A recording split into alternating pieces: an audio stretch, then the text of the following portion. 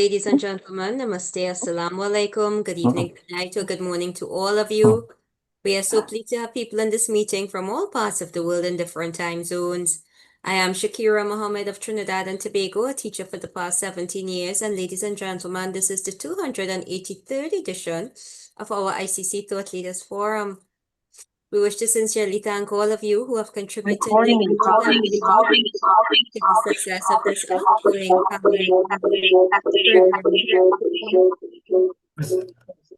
What's going on? And Pan-Indian Diaspora Global Girmitya project. 283 unbroken continuous weeks. We have Somebody has Baba, you have your video on, your audio on. Turn it off. Okay. All right. So I shall continue. For 282 unbroken continuous weeks, we have been here every single Sunday. And in the past 5 years, 5 months, and 3 weeks, we have featured 1,136 presenters from all parts of the world speaking on 282 topics. So, ladies and gentlemen, this is a weekly forum being hosted by the Indo-Caribbean Cultural Center, a legally registered research and publishing company operating since 2010.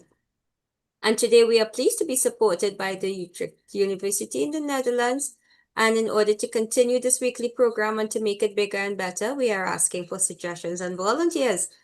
If you give a donation, your name will be placed on our poster and all promotional materials. So you can contact Dr. Kumar Mahapir for details. I'll introduce our moderator today, who is Shalama Mohammed, the co-director of this ICC Zoom platform, who's a business teacher and researcher from Trinidad and Tobago. She obtained her master's degree in business psychology from Franklin University in the USA. Shalama, welcome. Thanks so much, Shakir. Assalamu alaikum, namaste, and a warm welcome to all of you. Thank you very much for choosing to be here with us. This program is being recorded on Zoom as is normal and live streamed on the YouTube channel of the Indo-Caribbean Cultural Center. So I want to say welcome to all of you on YouTube at this time. To avoid intrusions from trolls, our IT manager has muted everyone on Zoom. Speakers, please do not admit anyone, do not unmute anyone, and do not allow anyone to share your screen. Thanks so much for your cooperation. Before we get into today's program, I just want to point out that at the moment, the Caribbean, where we are located, is very volatile. We have Hurricane Melissa out in the ocean. She's threatening Jamaica. She's expected to make landfall as a Category 3 or Category 4 hurricane, either tomorrow night or Tuesday. And of course, the weather throughout the Caribbean is being adversely affected. So I'd just like to appeal to you all, please keep the Jamaicans in mind. They, as well as persons in Haiti, Cuba, the Cayman Islands, and some of the other smaller islands are likely to be quite adversely affected. So let us please just keep them in mind. And I want to thank Vincent specifically for reaching out and asking how we were. So thank you so much for that. Now about our program. Today we are talking about culture, heritage, and identity in the Girmitya Diaspora. This session is a collaboration between Utrecht University and the Cultural Heritage Agency of the Netherlands. It is part of the project titled Diaspora Heritage in Motion, led by Dr. Jaswina Ilahi, whom you will hear from during the program. The project explores the transnational dimensions of heritage, looking at how post-colonial diaspora communities preserve, interpret, share, and transform their cultural heritage through time and space.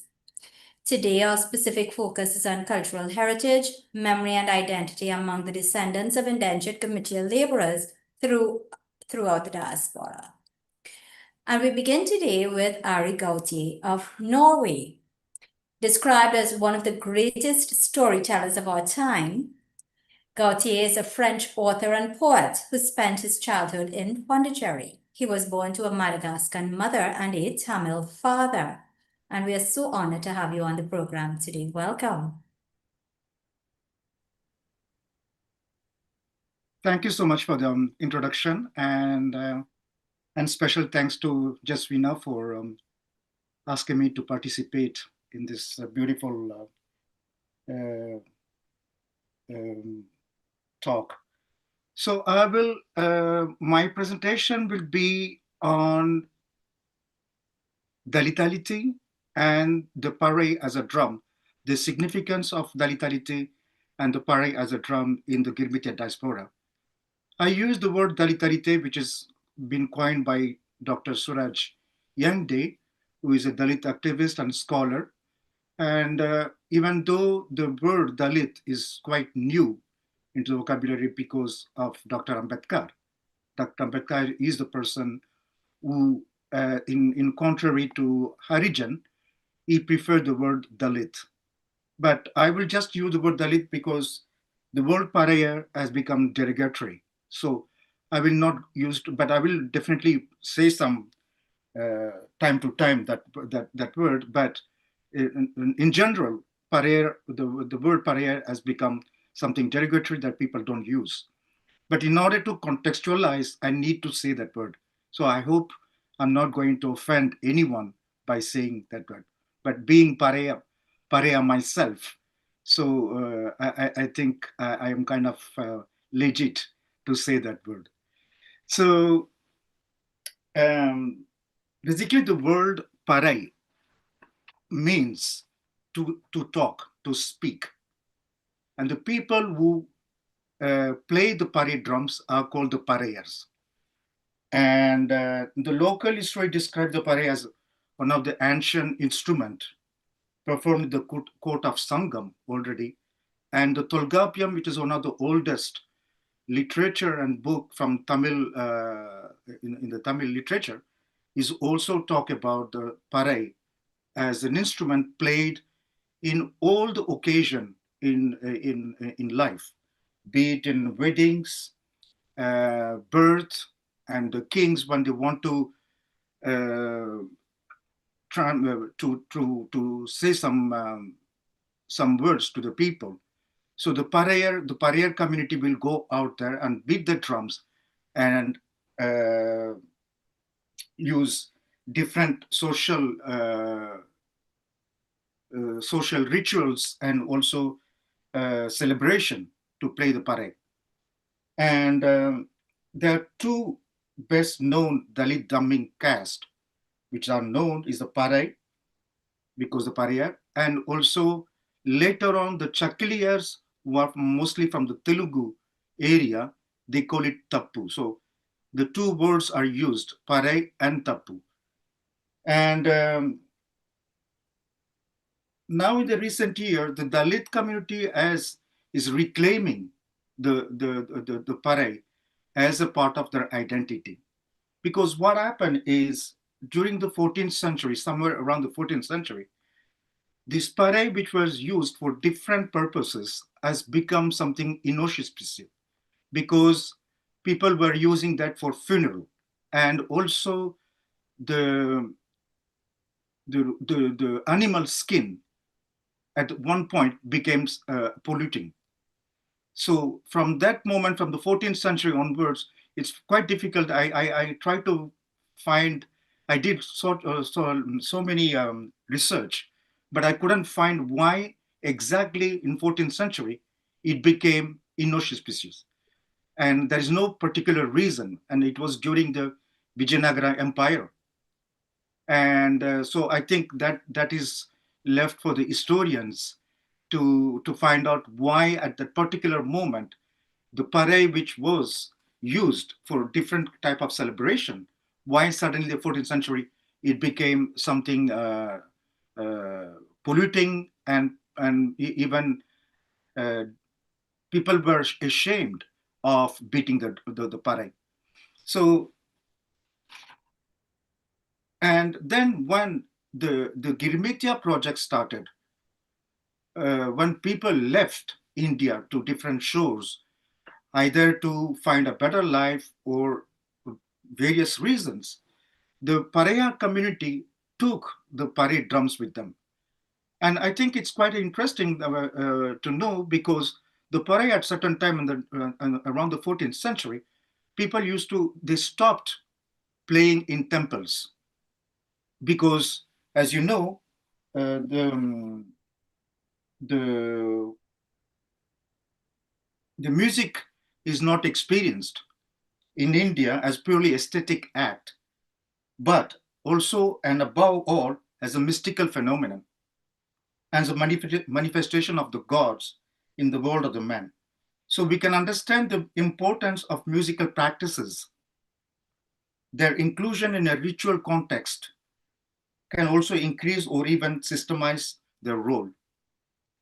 And the observation, study, and analysis of Indian musical traditions are complex, depending on whether one lives in the southern or the northern regions and which caste it belongs to. So at one point, when the parai was not anymore allowed, played in temples, it's interesting that the Paraya community, the untouchables, took the drums on the ship. Maybe by thinking, or maybe by hoping that in the new shows, in the new place they're coming, the Parai will have a different role. That it might be allowed to play in temples, even though they didn't know where they were going, what they're going to do. So when they arrived in different countries, in the Indian Ocean or in the Caribbean, they immediately started to play the parai, which was not allowed in India, in temples, in the plantations. So already in the plantation, the parai has become accepted. It was not anymore something people say, no, you don't play the parai here. So the parai has been accepted in the plantation. And that is what is interesting, because for someone who were not allowed to play, the new space allowed him to use the parai as part of his identity. So first it was played in the temples, and then slowly also they started to perform in what they call the street theater. For example, in Réunion, they call it Nalgam. And I think in Martinique, it's called Nardum. So the street theater, which normally part of very rural theater expression, become a place where the parai were used. Because in the normal theater in India, people don't use parai in the theater performance. But here become when the new opportunity came, the parai, the Dalit groups use the parai also already to establish a space for the parai. So what it started as in the temple, continued with the street theater, which is called the Nadagam, but also the people who are the guardian of the oral tradition, the Pusaris, the Vatialus. So those people were the guardian of the oral tradition of the songs, and which were composed on the ship, which is called Sillare Patu, means small songs. And interestingly, there is the Professor Murgasamy Appasamy Murga, oui, c'est ça, who has been recollecting all these songs, which is called the Sillare Patu. And I had the biggest luck to possess one of these songs, because when I was a kid, at the age of 16, I met a person who his father went as indentured labor first to Martinique, came back, and then went to Mauritius. And then they came and settled down back in Pondicherry. So the person used to tell me his story, and then he sang the first song of Sillare Patu, which was transcribed, and I wrote some short story, and Rajiv Mohabir has published this on his Manoa journal, which came out last year. So in that, he plays parai on that Sillare Patu. And normally people, when they travel already on the ship, when they compose these songs, they already start to play parai on the ship. So when they landed, so the parai had a kind of titre de noblesse, in the sense it was accepted. So from the Nalugam, and then they use for different religious ceremonies. and different rituals. Again, the parade took this the original form that it had in India. So they were using for to celebrate birth, for funeral, for the opari songs, and so on, so and so. And later on, when the creolization process happened between the Afro descendant and the Indo descendants. Like, for example, I'm sure Dr. Peter Samuel is here, is going to enlighten us. It seems the pare is also used in the Indo-Guyanese community in New York, and the Mariamman worship. And it seems that I've not seen that by myself, but the pare is placed by Indo-Guyanese in New York. But what I saw, it was in Reno, which was very fascinating, that the pare is played by in a group for the Maloya. The singer and performer Daniel Varro is one of the first one who incorporated paria in the Maloya music. And Gilbert Punya, again, which is another person from the indentured labor, is using pare. But Daniel Varro is not a person from the Girmitya Diaspora. He's a white Reunion person. But white Reunion person in the sense is a Creole, but in the Creole, in the sense he was from the very low class. I'm not saying caste, but low class. So how that solidarity, being the caste and class, again is operating, and the person is using the pare as part of his own identity. So from the Dalit to the Creole, they're using the same pare drum as a part of their identity to express the solidarity between people oppressed and marginalized. And that in Maloya, that exists. And even also during all the rituals or ceremonies like the Mariamman, the Kavadi, the Muharram observances, pare again is played. And interestingly, it's not happening in Mauritius, which is just next to Reunion. Maloya has incorporated the pare, but the Mauritian Sega, no. Mauritian Sega stays as it is without any incorporation of pare. But then there is a renaissance now in Mauritius, a new generation of Girmitya diasporic people are taking back the pare. So they go to India, they go to South India, and they go to learn how to play pare, how to make pare, and they come back. And then again, it has been for the last easily 10-15 years. There's a new renaissance of pare in Mauritius, and again, which are played in the temple and in different ceremony. So the cultural heritage that went with the Girmityas, how we transform, how to get creolized in the sense the cultural and musical roles established across the Tamil diaspora and Mauritius Creole forms, but pare contributes more to ritual and devotional context than to mainstream cigar recording. But this hybridization demonstrates how the Tamil communities across the ocean preserve the pare ancestral rhythm while jointly shaping new diasporic musical languages rooted in cross-cultural solidarity. So this is my presentation. Thank you. How very interesting.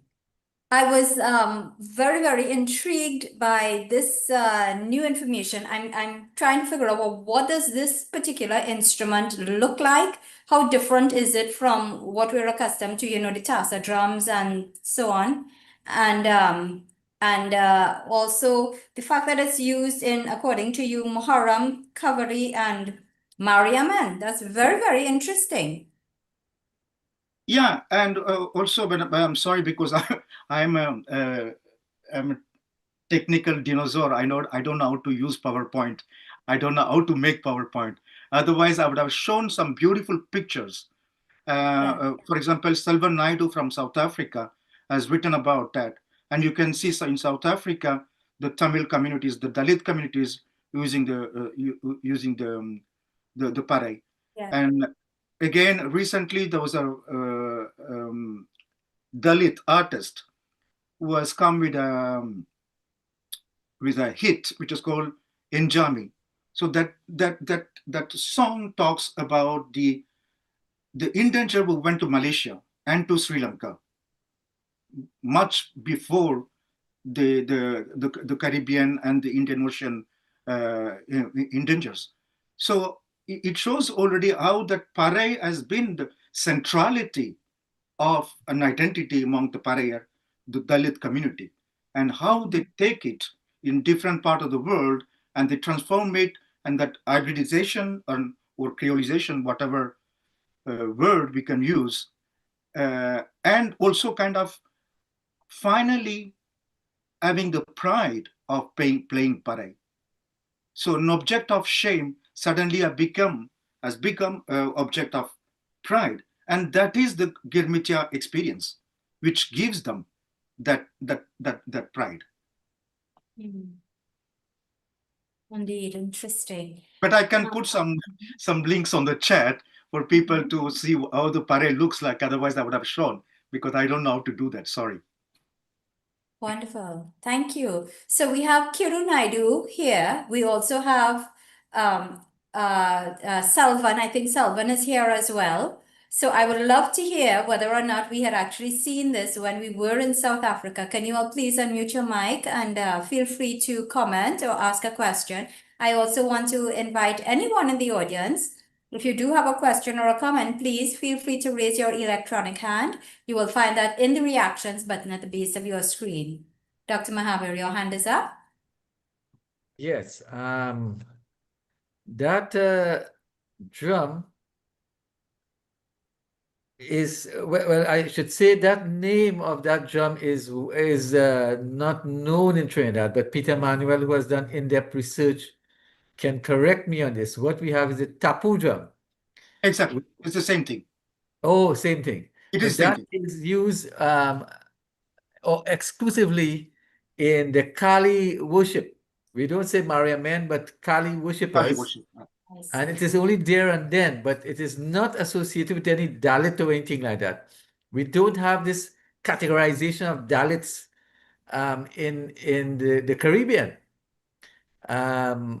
Yes, we have different Hindu sects, SECTS, like the Sai Baba, the Kali worshippers, and so on. So that concept doesn't exist among Dalits. It's not a Caribbean phenomena. And yes, I know the drum. If you had a picture of it, I would have it there, but not by that name. It's No, called but that's right. tapu drum. The Tamil Parayar, they will call it Parai, and the Telugu Chaklier, they will call it Tapu. So Parai and Tapu is the same drum. Okay, okay, terrific. So let me ask Navin. Navin, can you please allow 1860 Heritage Center to kindly show his video? We'll have Salva Naidu. He's offering to show that particular drum. Oh. See, I just mentioned his name without knowing he was there. Yeah, It's a pleasure to meet him. yeah. And Stephanie? Dr. Mara, we will have to give him permission. Okay, thank you. Stephanie, go ahead, please. You can unmute your mic.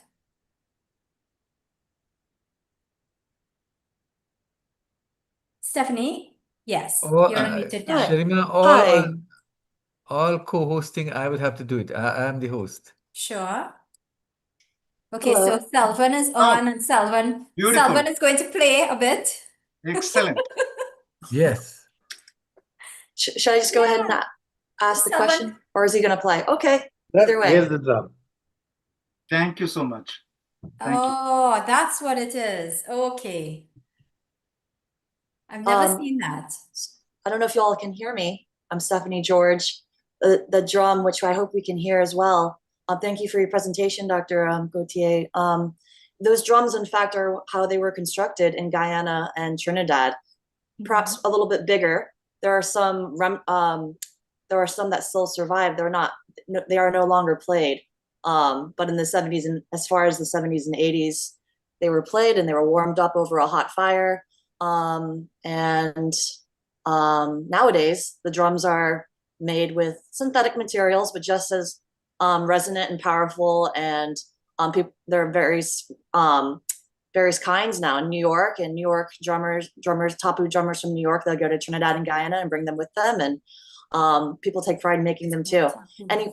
So my question was I think there were some comments already made by Dr. Kumar Mahabir, which I would also concur and agree with. That is the case also in Guyana, although there is a movement in the last decade or more since I've been doing my ethnographic research in New York and Guyana, and to a lesser extent Trinidad, is that Mariaman has become more popular and that name has become preferred. And this is something that is important to discuss. I'm not going to go into detail here because your presentation has outlined much of it for us, but it's something to consider because Kali, it was Kali worship for many, for a long time. I mean, even in the scholarship, if you look at the work of Niehoff in 1950, when they were anthropologists conducting fieldwork in Trinidad. But I can also understand the revival of the use of Mariaman for the presiding deity. But that's a larger discussion, I think. And also, I just wanted to ask in terms of pride, there is pride being in playing again openly in public at these festivals in Reunion Island and elsewhere. Would you also say that there's pride forming and connecting with other Tamils in the diaspora? Is that a major component of producing and this kind of pride and just seeing one another playing the instruments? Because there are different rhythms all throughout the diaspora, and they're not the same exactly. So that's quite fascinating. And I think that would be, I was wondering if you could talk some more about that or not. But we should connect after this talk. I plan to email you and let's continue the conversation, because I have the Nargum songs. They're performed in New York by Guyanese older heads, Trinidadian older heads, and I'm grateful to be able to have some of those songs that I'm working on transcribing and archiving.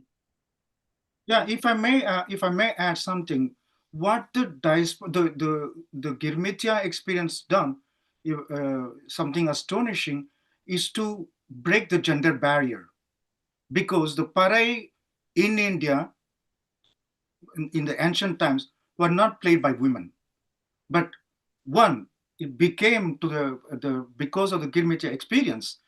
Now more women are playing the Parai.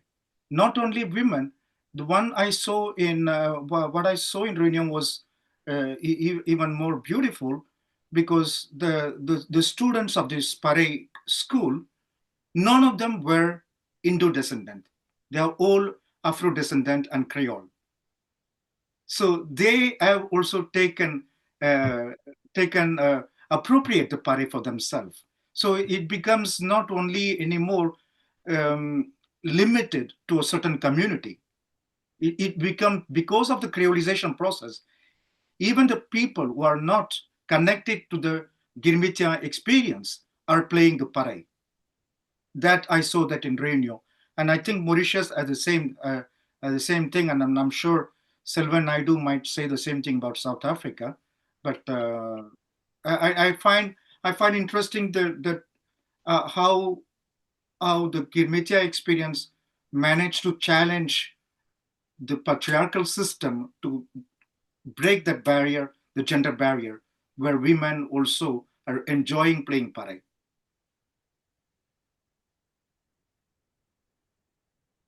Yeah, wonderful. That's a very interesting observation. So Selvan just posted a link on the chat, and we can check that. Kiru wants to share a video on WhatsApp of it being played recently. Oh, at his temple. Okay, interesting. Kiru, sure, we can share that after. Well, maybe we could Um, share it now if it wouldn't take long. Go Navin, ahead, if you can. Navin, can we click on that link in the chat? The one from the 1860 heritage. Shalima has The side. WhatsApp, I will send you the number now, Navin. And Selvan Naidu, I think everybody should read that piece by Selvan Naidu about the Parai, that piece I was talking, that song which is called Enjami, and that essay that Selvan has written and can explain or can explain a lot of things. Okay, great, thank you. Talking So, about the links in the Kiru, chat. go ahead. Okay. Kiru, go ahead and please share it on your WhatsApp. Yeah, you're saying I me? think you posted some links on the chat. That's what I was talking Yeah, about. that's Selvan. Oh, yeah. Selvan posted the link. Okay, Jaswina, would you like to say anything before we move on? No, I'm done. Thank you. Very, very interesting. Jaswina, go ahead. Can you unmute? Yes, thank you so much, Adi, for your very fascinating topic that you have brought in. And I think I can recognize also what Shalima is saying, that the musical recognition with the Tajia, the Tassa play from Suriname and also now in the Netherlands. And especially how it has changed as well through generations. Every generation is actually giving a new meaning to the musical instruments, but also to the social meaning as well.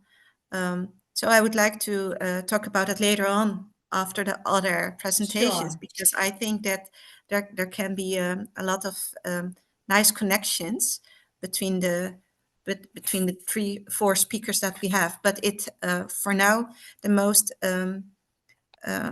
what really came out of your presentation, Ari, was how the drum itself is also negotiating between the cultural identity from homelands and the cultural identity in their new hostlands as well, and building up a strong lineage through many generations after that. People are going back to learn it, and that it has changed from a derogated instrument into an instrument of pride. So that was really fascinating to hear as well. Thank you.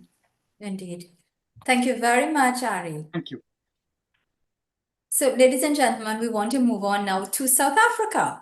And I want to welcome Professor Chats Devru, a distinguished South African musician who we were honored and we had the pleasure of being in the same space with him to witness this man playing absolutely fantastic. He's an academic, he's a researcher, his work spans diaspora studies, the South African Music Academy, and the intersection of music and technology. Welcome. Thank you very much, Shalima, and thank you very much to the audience. And Naveen, if you could try to get the slide show going, because it looks far better than my face on your screen. Thank you, everybody, and welcome to this exploration of how Indian South Africans wielded music as both a shield and a weapon during apartheid's darkest years. Now, I want to declare up front, I'm not going to go into the entire debates around terminology and discourse, around words like Girmitya or Indian South African or South African Indians or Indians of South South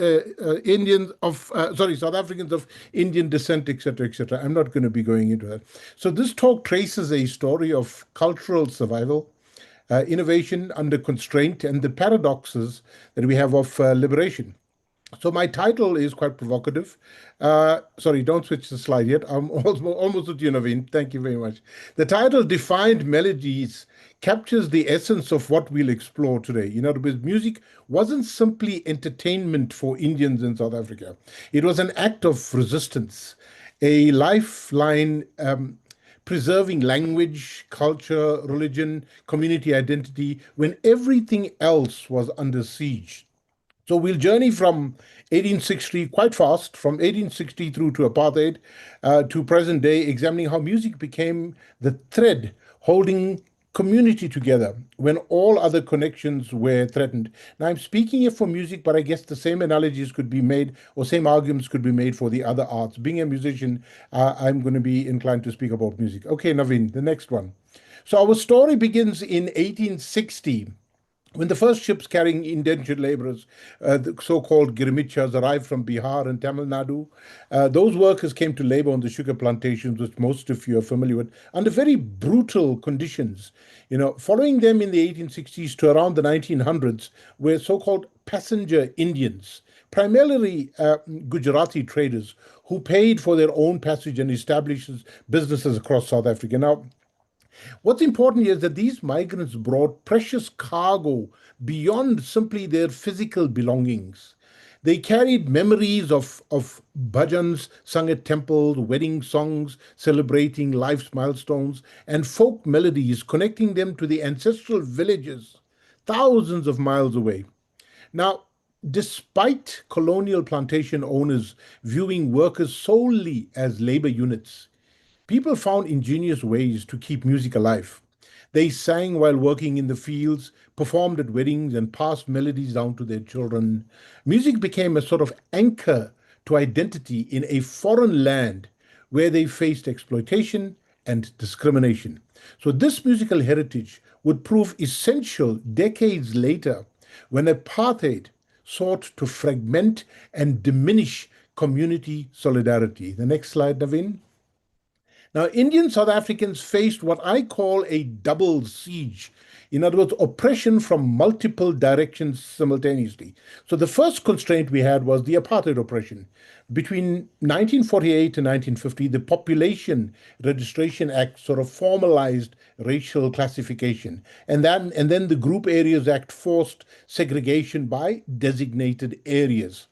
So Indians were classified as a separate racial group facing discrimination from multiple directions. They were neither white, nor were they also Black African. Now, in the schools at that time, most of the music that was played was of Western variety, and largely these schools were kept alive by the churches. And a lot of the musicians had come through from the churches at the time who were teaching at these schools. Now, what was important here is that Indian music itself was marginalized or ignored entirely. Now, this is not necessarily by the church, but just by the state itself. So the second constraint we have was India's boycott. India imposed a cultural boycott in 1946 and a trade embargo in 1948 against South Africa. Now, while this was a very principled stance against racism, it had profound consequences for Indian South Africans. There was a complete severance from evolving Indian musical traditions. There were no visiting artists, extremely limited recordings, no direct cultural contact itself. So what did come on the ship was the music, but the institutions that were there, that were required to keep the music afloat, was not there. That was not there. So musicians relied on fragmented memories and whatever media they could access to maintain connections to their heritage. They were caught between two worlds. One hand, oppressed in South Africa, and the second, cut off from India. So now this double constraint created the conditions for extraordinary innovation, as we'll see. When you can't access traditional resources like we couldn't at the time, or my ancestors couldn't, you must create new ones. Next slide, please, Naveen. So in this environment of double constraint, music became far more than entertainment. It became a cultural lifeline, the thread that is holding the community together when everything else was under attack. Now, here I want to identify three key musical forms that sustained the community at that time. Apart from that which was happening in the church, we had bhajans and qawwalis. Most of you know, devotional songs maintain religious and spiritual connections.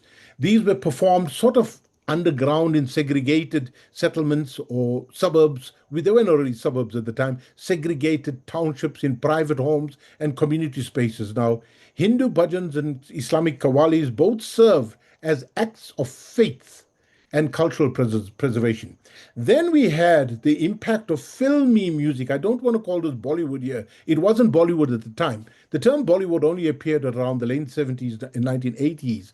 This was called filmy music at the time. Indian cinema songs provided cultural bridges and teaching tools. Films and their music connected to South Africans, to their heritage, teaching language, values, and aesthetics to generations born in South Africa, most of whom have never seen India at the time. So what they were getting was a highly mediated form of music and art, highly mediated. Then we have community spaces, things like weddings, cultural halls, transformed into acts of defiance. These sites where identity could be celebrated openly, despite apartheid's attempts to fragment this community. So music here wasn't just entertainment. That's my point.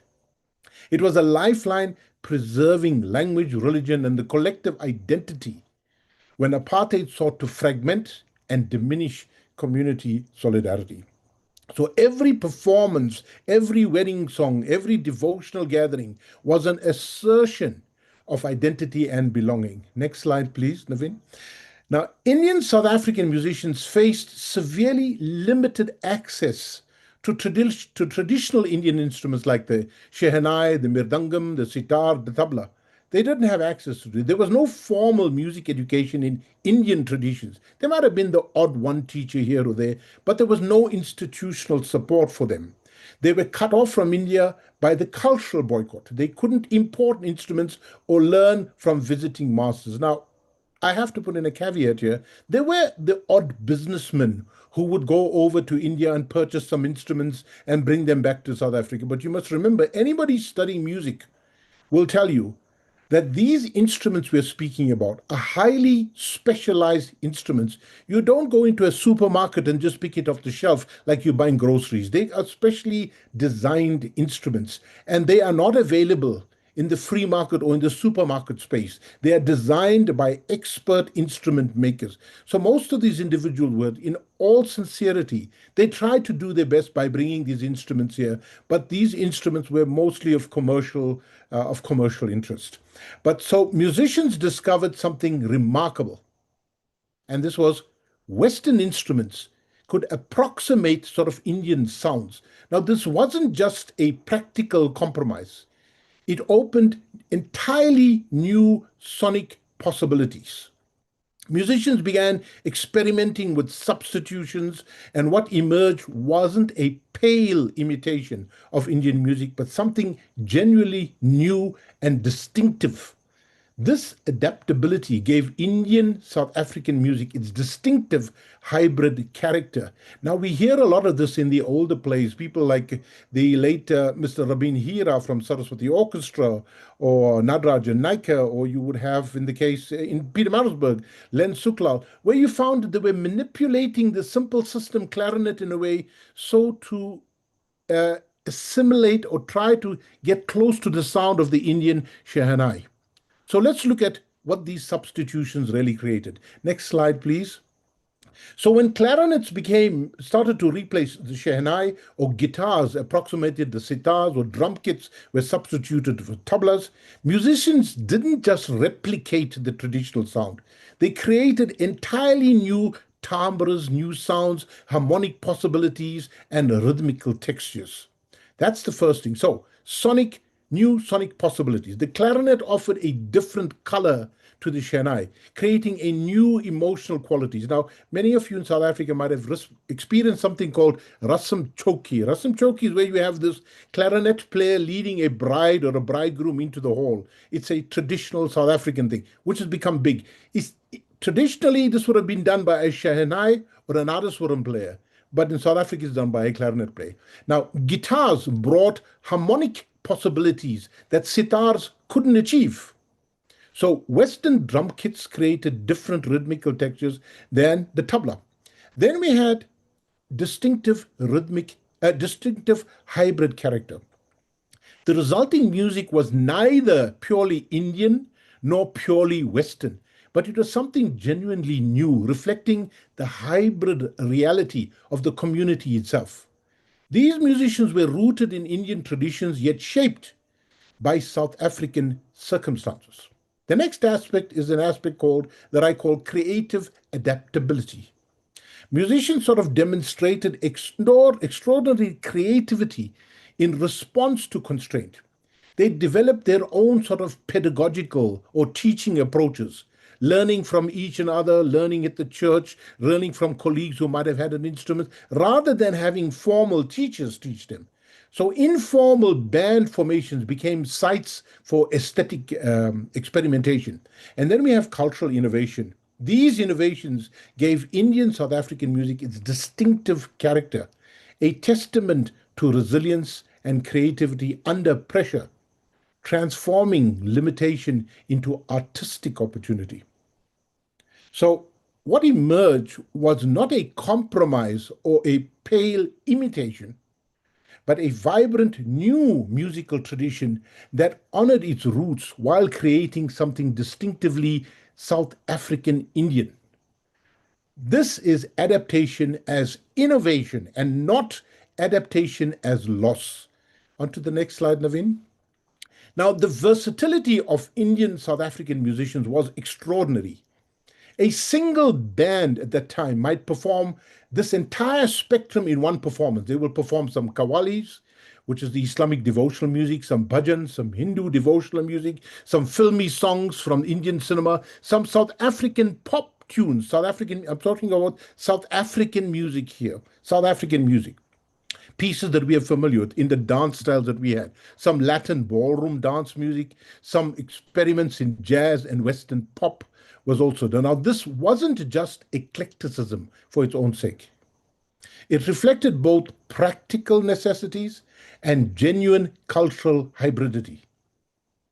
Musicians needed to be versatile to survive economically. Now, there are several cases where we find musicians would perform on a Saturday night in a club and on Sunday very sheepishly go to church and perform all the hymns. So this was the irony of what we had. But it was there. But it also reflected their lived reality as people navigating multiple cultural worlds simultaneously. And then we have alternative spaces. Now, with formal venues restricted by the segregation laws at the time, musicians created alternative spaces to perform. Two of the prime venues that we had in Durban was the Admiral Hotel and the Himalaya Hotel. They became very famous performance venues. We also had community halls, private homes. These became sites of cultural affirmation. Now, we also have in my book that I've written, one musician who tells me that he used to play at a place called the Savoy Hotel, the Hotel Savoy. This was a largely white venue. But the moment the police had entered the venue, they had to stop and go into hiding immediately. So musicians took significant risks at the time, risking arrest simply to share their music. These performances weren't just entertainment. They were moments of community solidarity and acts of defiance. Every performance in a segregated space was a political act, whether musicians intended it that way or not. Next slide, Naveen. Now, with no formal education in Indian music available and no access to traditional guru-shishya relationships, musicians had to find alternative ways to learn their craft. Now, I've sort of picked up 4 key methods. There are probably many others. The first being radio broadcast. This is what I refer to as the media as teacher. Musicians used to listen intently to broadcasts, learning melodies, learning rhythms, learning arrangements, all by ear, repeating what they were listening, very careful listening. So radio became a virtual teacher, transmitting knowledge across the distance. Next was Indian film. This served a dual purpose as cultural bridge and pedagogical resource. Musicians studied films and recordings intensively to learn songs and arrangements. They would play recordings repeatedly, analyzing them, figuring chord progressions out, and melodic structures. Now, film is quite an important thing because if you attend almost any Indian wedding today in South Africa, The Indian wedding has become so stylized, and it is stylized along the lines of Indian film rather than looking at the ritualistic and cultural dimension that went in with traditional Indian weddings. We're having pretty much a Bollywood spectacle when one attends an Indian wedding in South Africa. That's what one is seeing. And there's a host of other dimensions as well. I've written about this in a recent article, which I'll be glad to share with you once it's published. Then we're looking at commercial recordings and music shops. This created what scholars call the new oral geographies of learning. Recordings became precious teaching materials. Music shops became informal learning centers where musicians would gather around, they would listen, they would discuss stuff, even share their recordings. And the last one that I have here is informal band networks. They became the sites of peer learning and aesthetic experimentation. Musicians sort of taught each other collectively, developing their own craft. And younger musicians learned by playing alongside more experienced ones in these kinds of band settings. So, innovation born from necessity, self-teaching, peer learning, and media-based learning created these distinctive approaches that shaped the character of the music itself. So, the absence of formal institutions didn't prevent learning. It created new forms of knowledge transmission. Next slide, please, Naveen.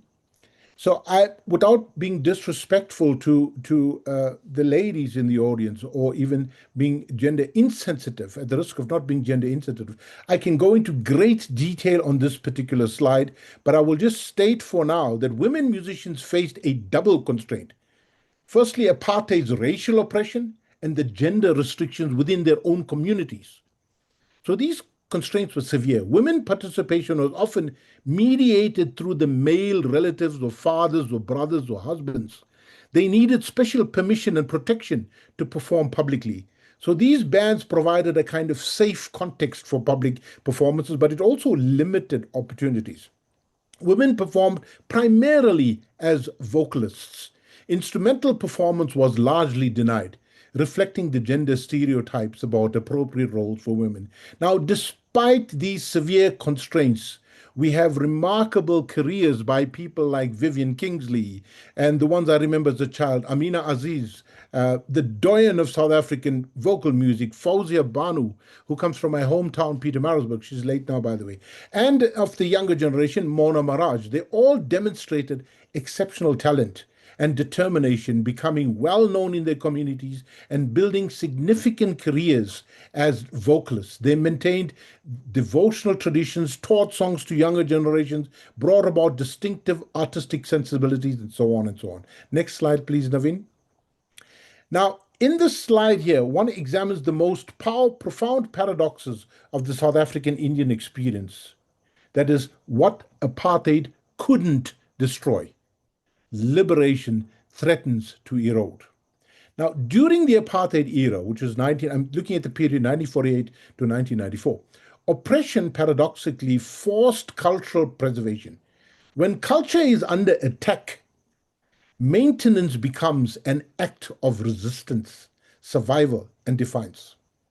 So communities fought to preserve traditions as political statements. There was collective investment in cultural continuity because it was threatened. Now, in the post-apartheid era, the era post-1994, political freedom opened up doors but brought new pressures.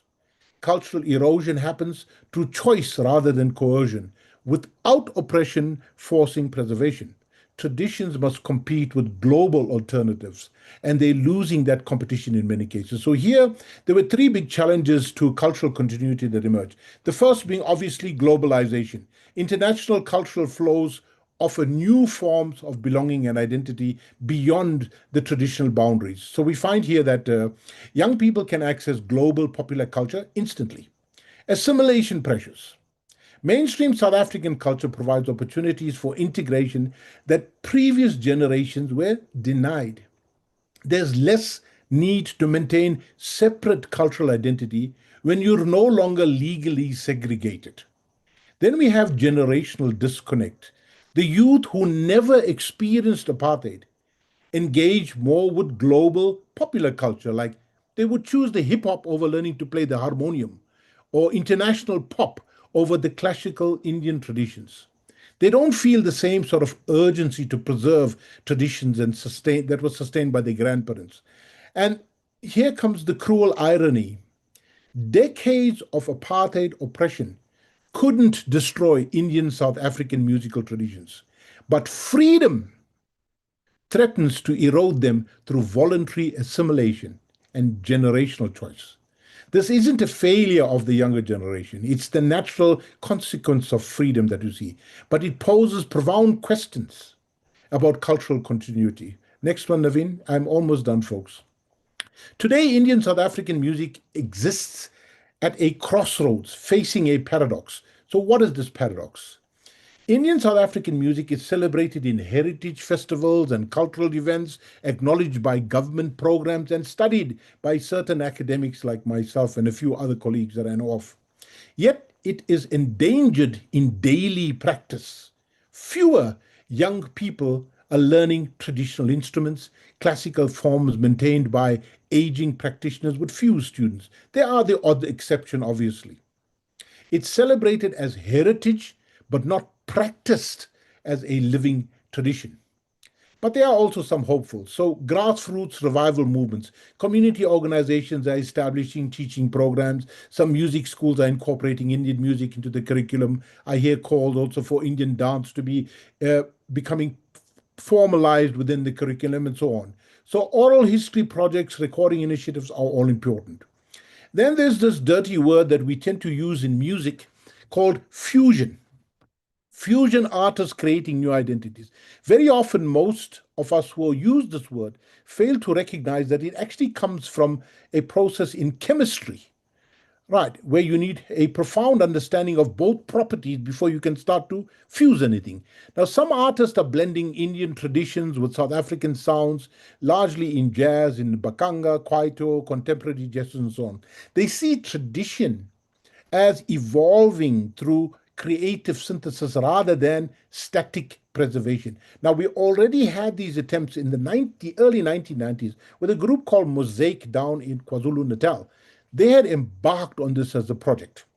Now, this approach honors roots while embracing innovation. So, what is the central challenge? How do we honor heritage while embracing evolution? How to maintain connection to our roots while allowing growth and change. Music continues as a site where identity is negotiated and contested and celebrated. So the question is, can tradition evolve without disappearing? Can it remain recognizably connected to its roots while adapting to contemporary context? Now, I know these are big questions and there's no easy answers, but conversation itself is valuable. Next slide, please, Naveen. So let me synthesize 6 key lessons from this journey that I've put out to you today that have broader implications for understanding diaspora, music, and cultural survival. Lesson 1, music as cultural life. In diaspora, music preserves language, culture, religion, collective identity when other connections are severed. It's not just entertainment, it's survival. Lesson 2, creativity under constraint. Severe limitations can spark extraordinary creativity, innovation when communities are determined to survive. So, constraint here becomes a catalyst for creativity. We saw this with the examples I gave you earlier with instrumental substitutions, alternative performance spaces, and so on, new learning methods. Lesson 3, adaptation as innovation. Now, adaptation doesn't mean that it can mean creating doesn't mean loss. It can mean creating new forms of expression. So hybridity reflects reality and becomes a strength, not weakness. The hybrid music that emerged wasn't inferior to pure Indian music. It was something valuable in its own right. Lesson 4, community space is essential. Physical and social spaces where traditions can be practiced and transmitted are crucial. Without such spaces, preservation becomes nearly impossible. Lesson 5, center lived experiences. Now, this is important for me. The voices of practitioners matter most, and this is why I've dedicated the rest of my research life, or whatever remains of it, to look at the voices of practitioners themselves. Academic analysis must be grounded in lived experiences. Listen to those who carried the traditions. Right, and this is what I have in the book that is published. Then heritage is living. Tradition must evolve to survive. Cultural preservation doesn't mean freezing it in time. It means conscious evolution with community support. The last point here is around synthesis. So the South African Indian music journey reveals that cultural survival in diaspora requires resilience, creativity, and community solidarity, and the willingness to honor roots while embracing necessary evolution. My last slide, please, Naveen. As we conclude, I want to emphasize that this story is not finished. It is only starting. It continues to unfold with each generation. So in the book publication that I've just come out with this year, the book is released, by the way, by Springer. It is a metaphor. Rag Mala is a metaphor for the stories that Indian musicians have told and its diverse strands: devotional music, filmy music, classical tradition, jazz influence, South African sounds, are woven into a cohesive whole. This metaphor captures the essence of Indian South African music and the resilience of the Girmitya diaspora. The journey continues from the arrival of Indians, indentured laborers in 1860, through to the double siege of apartheid and India's boycott, through creative innovations born from constraint, through the paradox of liberation. This journey reveals extraordinary resilience, creativity, and cultural determination. So the story is not finished. So my call to action is simple: listen, document, support, engage. So in closing, the defiant melodies continue. Each generation adds new threads to the garland. The question is, what threads will we add? How will we honor this legacy while allowing it to evolve? Thank you for joining me this evening for me to share my thoughts with you. No, thank you. What an extraordinary presentation. As extraordinary as your music itself. Thank you so much. Jaswina has a hand up. Go ahead, please. Please unmute. I was clapping. Okay. I was applauding. Thank you very much for your presentation. Well, I was very intrigued by the developments that you were illustrating in your presentation, because it's almost the same what happens in Suriname in the Netherlands with the musical change in traditional folk musics, with all the influences by radio, Hindi, filmy music, and each generation getting more skilled as well with the instruments of the new countries and the new traditions. So, but especially being very innovative with keeping the culture alive by using new techniques and new musical instruments. And it's almost the same going to, if you hear a band playing, they can really play every sort of music in their repertoire. In 1 hour, you can hear from bhajans to pop songs, and it's so similar in the Netherlands and in Suriname, and I think everywhere in the Girmitya diaspora. Of course, I have some questions, but I will keep them for later on. Yeah. Sure, go ahead. Terrific. Thank you. Ranbir, you have a question? Thank you much. Great presentation. Loved it. Two things I want to ask you. You mentioned about the boycott by India, but Western artists were also forbidden to go to South Africa. They had to go to Sun City and Barputiswara instead. Yeah, I mean, obviously Rod Stewart, Queen, others did go there, but then, and there was no TV in South Africa until 1976, I believe. So wasn't there also a boycott of Western artists to an extent that was affecting South African Western music as well? Oh, very true. Very true. What you're saying is so true, sir. Look, I must say, I didn't have time to really talk about this. We had in South Africa what we call rebel tours coming out of India. People like Mahesh Kumar and Party came out in 1972, 73. Then that was followed by Mohammed Rafi, who was brought out in South Africa. We also had Mahendra Kapoor coming out to South Africa. Lata Mangeshkar had performed in Lesotho. We had to go across the border to go and hear. She refused to perform in South Africa. So yes, there were so-called rebel arts that came on, and this is a important dimension in as much as we call it rebel artists or rebel tours, and we dismissed them and we opposed their presence here, but there were very important connections for musicians in South Africa, because South African musicians, like South African musicians embarking on jazz, whatever we learned is through the media system. We never see it live being done on stage. Now, it's the same with Indian music. We would have heard a tabla, we might have seen pictures of a tabla, might have seen it on a movie, but to really see somebody playing it live in front of you is something completely different. And that is the challenge we also have today in South Africa when we see the so-called individuals who copy Bollywood music. People believe they can simply reduce this to the keys on the piano, and then if they just play those notes in the correct rhythm, they are done. But there's far more to it than nuance. It's like eating an Indian curry.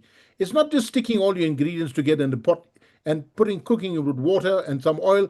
That'll come out like a stew. It won't come out like a curry. But there's a whole lot of other flavoring in it that you need, that personal touch, that personal context.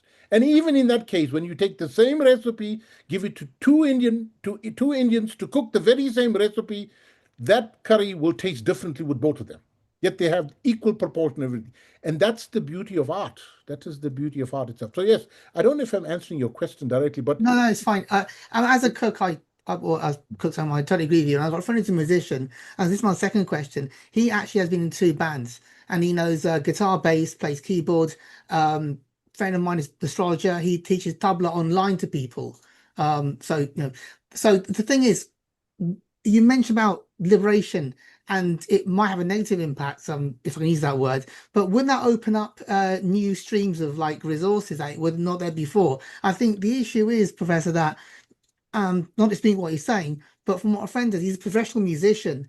People prefer DJs, they prefer instant creative music. No one wants to sit down and go through the painstaking process of learning how to play the instruments. And I think that's actually making a much greater impact than the demise of apartheid. Because it's not just South Africa, it's everywhere. I used to go to weddings, you have bands playing. Now you got DJs, and I'm sure it's the case everywhere. Yeah, no, I agree with you. I agree with you, sir. Yes. What's interesting for me is that nobody's touching on this dimension. What has India learned from the diaspora? And I can tell you that from a South African music perspective. South African musicians were way ahead using Western instruments to play Indian music than the Indian musicians. Now they've caught up to it. Indian musicians in India have caught up. If you look at the younger generation, they are now using Western instruments to play Indian music. South Africans were doing this way back in the 1950s and the 1940s. They had no other choice because they didn't have Indian instruments. So they had to experiment. And what do? They relied on the technique that they saw appearing in Western pop music, in jazz, in Western music. They copied and they used that technique. And I still got transcripts here on my table of my father's handwriting, where it's written all in Western notation. And I've got letters that he had sent to people in India. Please send me copies of how your music is notated. And then they sent him something in Devanagari script, which he couldn't read. It's like he couldn't understand what this was. And so, yes, I know we can go on a hell of a lot, but I think there's some other questions as well. I just want to allow people in so I can try to address some of the issues. Thanks. Thank you very much, sir. Thank you. Wonderful, wonderful. Mr. Pandey, Ankureshwar Pandey. Yes, thank you. Thank you. This is a wonderful presentation. Since I belong to a family where my wife and my son both are the musicians. One is in folk music and another one is in pop music. So I was very keenly listening to his entire speech, and I have never heard about this in the recent past or anywhere. So it's a wonderful, because music is a soul of any community, whether it's in Indian diaspora or any. It's a kind of portable soul we carry wherever we go. We can forget anything, but we cannot forget the music especially heard in our childhoods, etc. So my question would be, what is the situation now? How they are, because it's now digital age, everything is available digitally. So is it helping the digital revolution, or still they are finding some problems in connecting with the old traditional Indian music? Well, I'm not sure I will have an answer for you, but what I can say is with the age looking at where AI is replacing HI, human intelligence being replaced by artificial intelligence. And I've just seen people creating Bollywood tracks, using artificial intelligence. And so what the technology has done to an extent, it has firstly opened up the palette of expression possibilities for musicians who've studied music. That's the one hand.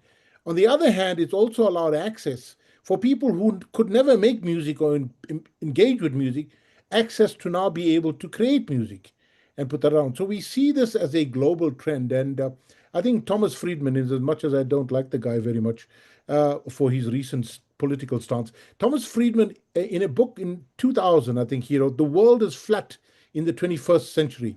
And I think that's what he's talking about.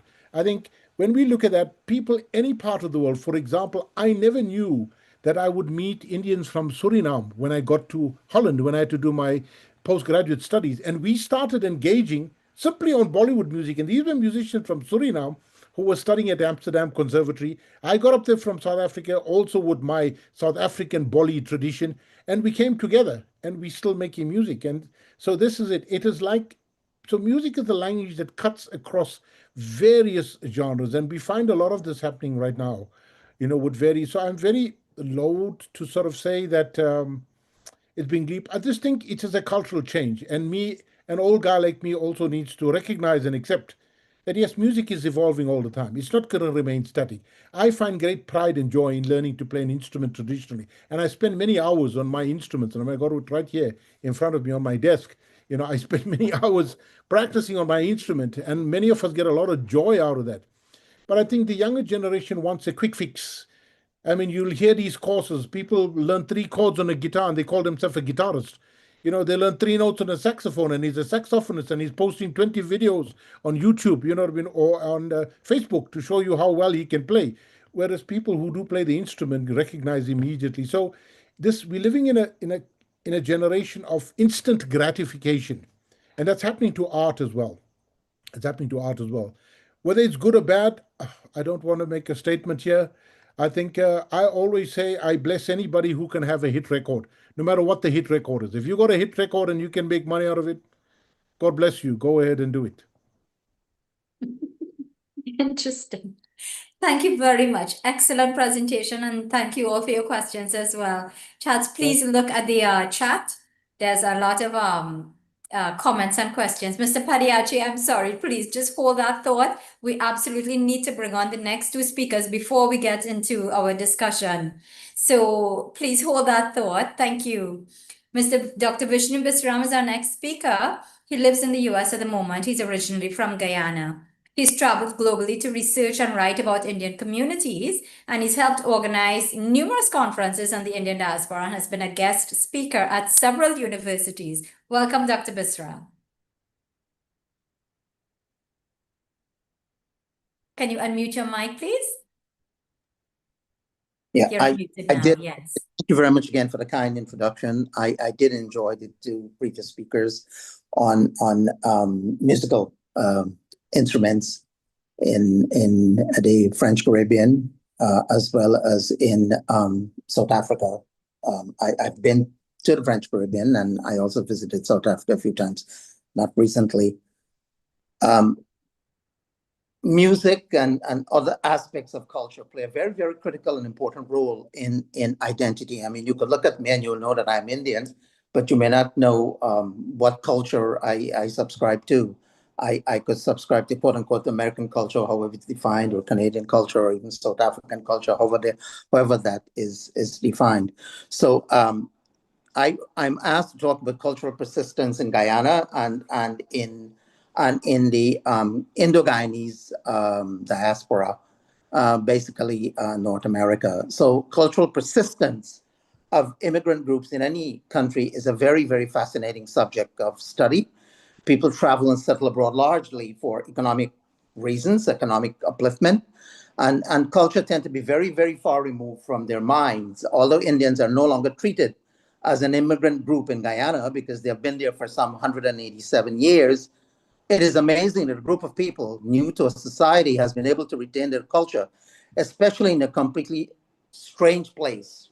When they came, like in Suriname, Trinidad, Guyana, initially for a period of time in Jamaica, Grenada, and St. Lucia, where in recent decades, Indian culture have largely disappeared, although the Indian community is still present. Indians were, as in South Africa and as in the French Caribbean, have been denied their cultural affirmation by the colonial rulers and by their Creole successors. In spite of facing discrimination in all facets of life, religion, language, music, and being oppressed by the colonial masters as well as by the successors who were freed from slavery, the Indians in all three countries have tenaciously held on to elements of their Indian heritage as practiced in India, Uttar Pradesh, Bihar, and South India in the Madras presidency. Resilience and creativity and adaptability have led to cultural preservation and persistence of Indian culture in not only Guyana, but in Trinidad and Suriname, and in the diaspora, largely the United States, Canada, and United Kingdom, and in the case of the Surinamese in Holland. I'm not very familiar with Indian cultural persistence of the French Caribbean in France, but I have seen some aspects of celebration of Indian culture in France by the French Indo-Caribbeans. Indians have indeed made a significant contribution to the national culture of Guyana and have left an indelible cultural mark there, and as well as in the Guyanese diaspora in USA, Canada, and the UK. The Indian contribution to culture in Guyana is similar to that of Indians in Suriname and Trinidad and their diasporas. Indian Surinamese have a very strong cultural influence in Holland and in parts of the United States, particularly Florida and New York. Trinidadian Indians also have influenced life in parts of North America and the United Kingdom. The Indo-Guyanese culture has contributed significantly to Guyanese society's rich and diverse tapestry, as has Indian culture in Suriname and Trinidad. Now, what exactly is culture? Well, generally people think of culture as singing and dancing, and the previous speakers focus on music and singing. But culture is more than that. It is a total way of life of a group of people. It includes their habits, their traditions, clothing, music, language, songs, food, arts, decorations, architecture, how they pray, their homes, their places of worship and beliefs, their rituals, their practices, shopping, melodies, celebrations, including of festivals such as Eid, Pagua, Diwali, the milieu of rites of passage and anniversaries, artifacts, charitable networks, among other aspects of life. Culture, however, defined, and religion are intertwined, and both are tied to the dietary habits and practices of Indians. As we all know, Indians are restricted in food consumptions. Hindus don't consume beef, and Muslims don't consume pork. Many Hindus are vegetarian. These varied aspects of life are a testament to the Indian community's commitment to preserving their identity and roots. And this way of life is similar to Indian culture in North India, in the Uttar Pradesh, Bihar presidency, and to some extent in what was then the Madras presidency, now Chennai. When the Indians came from India between 1838 and 1917, they adapted to local conditions and retained most traditional aspects of life as practiced in India from where they came. This is true of Indian indentured laborers in all parts of the Caribbean and in Fiji, Mauritius, Singapore, Malaysia, South Africa, etc. This culture has been preserved and institutionalized in Guyana and in other places where Indians have formed sizable proportion of the population. As I indicated earlier, in Jamaica, in Grenada, St. Lucia, St. Vincent, Indian culture has practically disappeared, although there have been efforts of revivalism. The Indian culture has been handed down from generation to generation, and it has been transplanted to other societies where Indians recently migrated post 1965 with the opening of the American border to immigration. Today, Indian culture is very vibrant in New York, Florida, New Jersey, Toronto, and in other cities in North America, as well as in London and Holland. It is a fact that Indo-Guyanese have shaped culture in Guyana. Guyana hosts many national cultural events and festivals that are largely, quote unquote, Indian in scope. People of all backgrounds eagerly participate in events like Padwa or Holi, Diwali Motorcade, and Eid al-Fitr celebrations. These festivals bring different people together regardless of caste or class and ethnicity, fostering a sense of unity and shared cultural pride among the Indian community. Even if the Indians are from different faiths, they partake in each other's festivals and religious practices. People of all backgrounds patronize Indian weddings and religious services, where traditional ceremonies are held and foods served. Weddings and pujas are stylized in Bollywood luxury, as indeed has happened in South Africa. When I visited, I was quite impressed of how well attired the females in particular were in Durban. Homes are beautifully decorated in the Caribbean, and especially here in New York when weddings are being held. They are all contributing to the strengthening of Indian culture. Food or cuisine contribute to cultural preservation and persistence. Guyana's 7 curries are very popular. Prime Minister Modi talked a lot about the 7 curries when he visited Guyana last year. And in Guyana, people enjoy all kinds of curries and dals, as in Suriname and Trinidad. As we all know, in South Africa, in Mauritius, Fiji, in the Caribbean, dal puri bind us all together.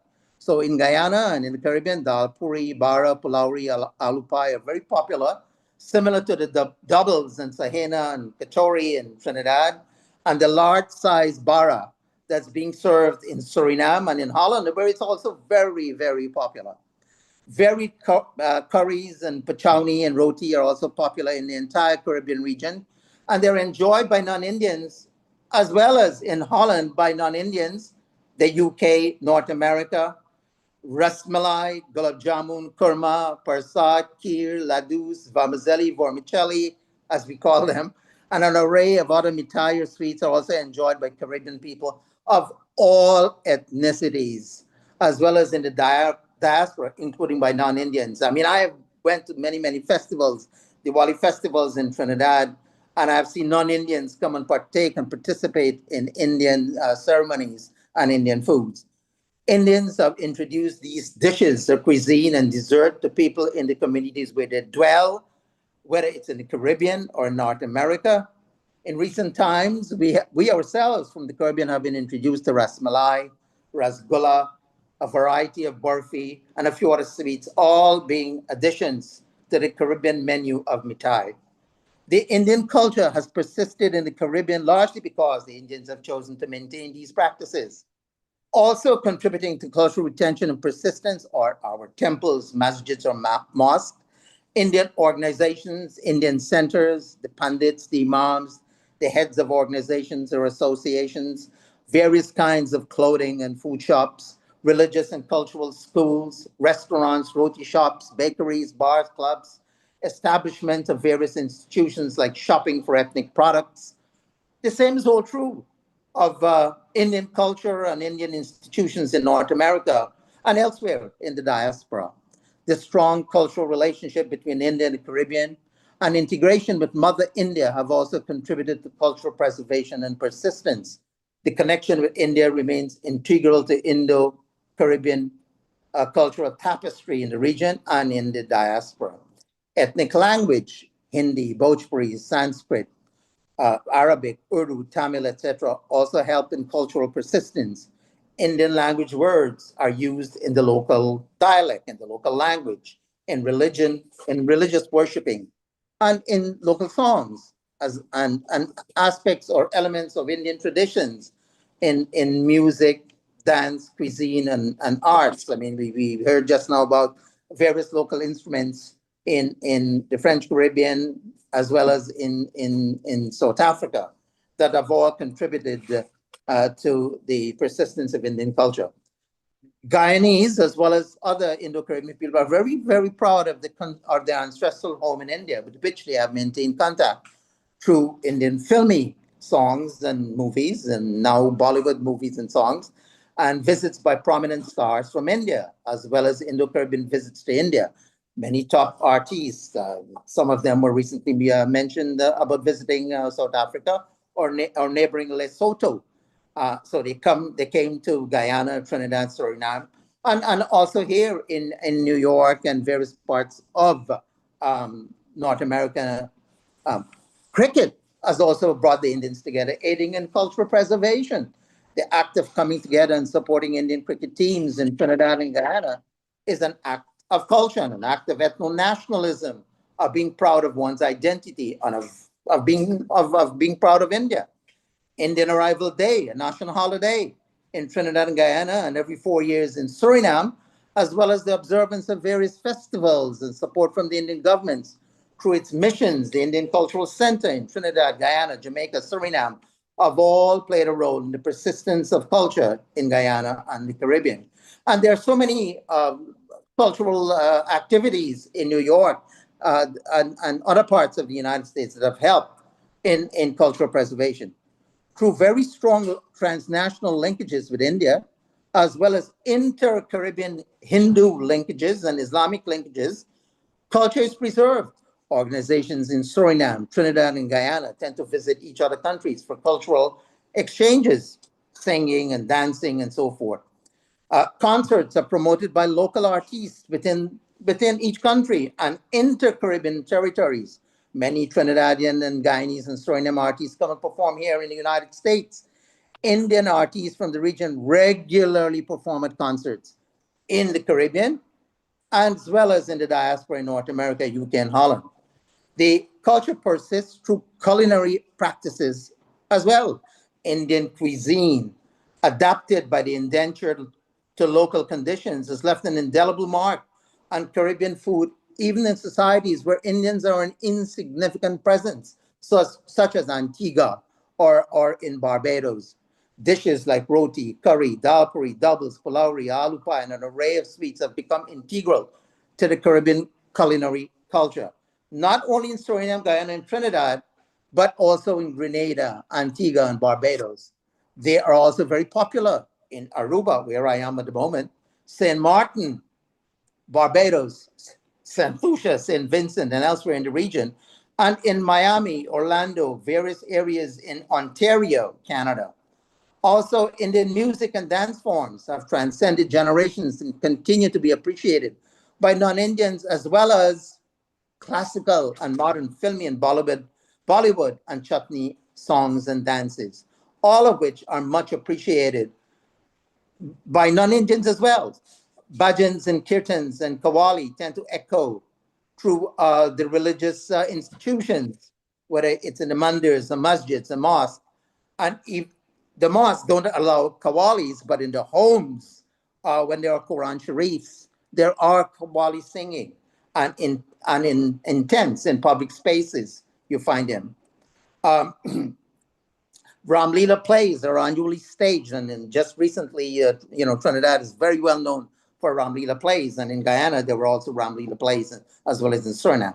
The visits by ministers of governments from India helped to cement cultural ties. The recent visit by Prime Minister Modi to Guyana last year and to Trinidad just last July have helped to strengthen cultural links with India. Ditto visits by cultural delegations from India to the three countries, as well as to Jamaica and occasionally to St. Vincent and St. Lucia. Cultural troops, as well as ministers from these three countries, occasionally visit India for cultural exchange, as are various artists from the region who go to India and perform. Right now, there is a group performing from Guyana in India. Government of India has granted scholarship for studies in language and religion in India, Also contributing to the persistence of Indian culture is chutney and soca music genres, which merge Bhojpuri and Hindi words, lexicons, and dialects. Local music and songs have gained immense popularity throughout the Caribbean and the Indian diaspora. Hindi and Bhojpuri words and phrases are used at home or in common parlance.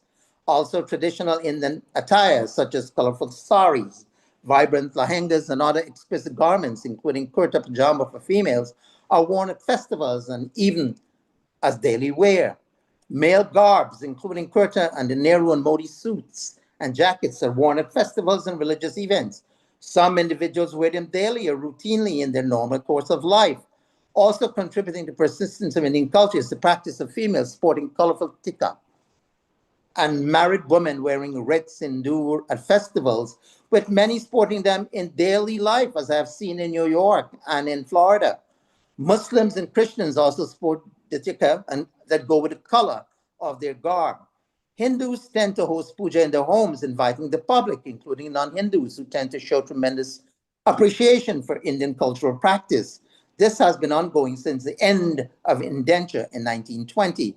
Muslims have been known to invite the public to Quran Sharifs going back to the end of indenture.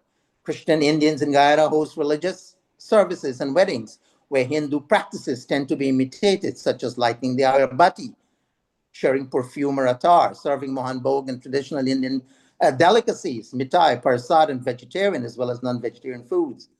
Muslims cater to the dietary restriction of Hindus at their festivals. These Hindu, Islamic, and Christian practices have been carried over in the diaspora, where cultural institutions have been transplanted. In North America and UK and Holland, Indian culture has persisted because of the influence shown by the Indian migrants, who have felt it necessary to maintain their identity.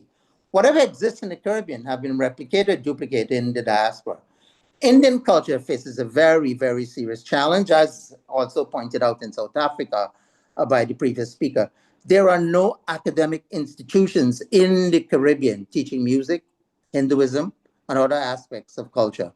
The community leaders and politicians need to address this challenge. Well, thank you very much for this opportunity to speak on this subject. If you need further information, and if you need to look at some slides, Ashok Ramsaran has a very, very beautiful slide presentation that you could get online on Google. Thank you very much. Very good, Dr. Bisram. Thank you. Terrific overview of everything Caribbean, especially. Really appreciate this. Thank you. I want to move very quickly now into bringing on Professor Peter Manuel of the USA. And for those of you all who may have a question or a comment for Dr. Bisram, please feel free to put it in the chat and we will raise it after. Thank you. So Professor Peter Manuel has published extensively on the music of India, the Caribbean, Spain, and other regions. He has 3 documentary videos out, including Tassa Thunder, Folk Music from India to the Caribbean. Welcome, Professor Manuel. Thanks. I have a PowerPoint, but I'm not sure exactly how to put it on, or should we do that from your end? Sure. Do we have it, Shakir? Yeah, yes, we have it. Yeah, so we will share it. Yeah. You can go ahead and begin, and it will come up in a second. Good. Okay. Well, it's great to be here, and it's really interesting to hear these different perspectives, and especially from the Indian Ocean and South Africa, which is it's great to make these connections. I thought the topic of this panel was pretty broad, so I wasn't sure what to talk about. But since there are a couple of let's see, get my show. Oh. Yeah, there we go. Since there are a couple of people from the Netherlands, Indo-Surinamese, I thought maybe I would talk a little bit about my research in Suriname, which is not exactly cutting edge. This was done in the early 1990s, although that has the advantage of my having interviewed a lot of people who are no longer of this earth. And I only spent about a month there in the course of a couple of visits, but it was fairly productive. I met lots of people and did lots of interviews. And then in the Netherlands, I did some more interviews. And then I got to know some people here in New York. And What I thought I might try to do today was sort of position Suriname in the broader Indo-Caribbean and Girmitya diaspora in terms of music. In my own research, I was mostly interested in the sort of traditional musical forms and then how they had changed and evolved in the diaspora. Let's say something like Trinidadian local classical music or Tassa drumming, which have evolved into these incredibly dynamic forms that are some combination of old things and new things.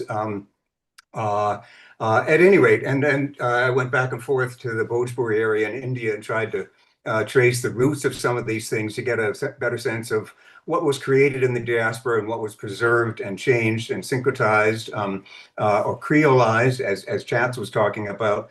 Anyhow, if we're talking about Suriname, obviously the closest countries geographically and culturally in terms of the Indo-Caribbean community would be Guyana and Trinidad, with very obvious links, especially that part of what I would call or have called isolated diaspora cultures, in the sense that the indentureship period ended. The ships stopped coming in 1917, and then they were really cut off from India, but at the same time determined to preserve a lot of aspects of Indian culture as best they could. And then you start getting Indian films, and as someone pointed out, we wouldn't call it Bollywood yet, but Hindi films from the 1930s and so on. And this provided a certain connection with India, but it was not the India that these people came from. It was not Bhojpuri India from North India, or, it's been great to hear about from Jagane, the South Indian connection, the Madrasi connection. It wasn't that either. It was very,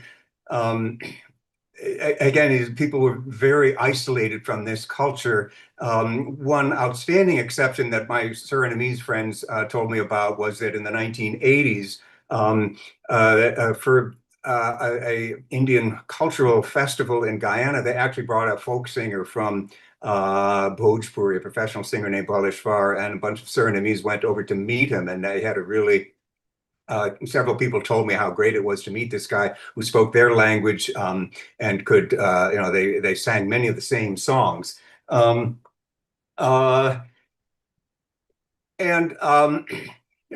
tried to pursue some encounters myself with something like, let's say, Chowtal. I guess we can go to, let's see, where are we now? Next slide. How about next one? And one more. Yeah, okay.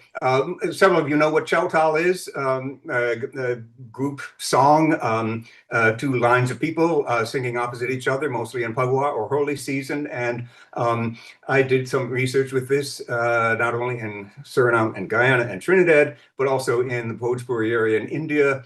And then I was fortunate to connect with some Fijians, a big Fijian community in California, and I went out to a Chowtal festival there, and then the next year helped bring some of them to New York. And it was great to see that, well, it was very typical in some ways of what I found in the diaspora, that of all these different sites, there would be some things that would be shared.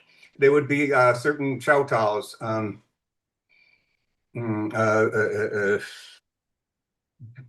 Shiva Shankara Dina Dayala Maheshwarani. Everyone knew that one.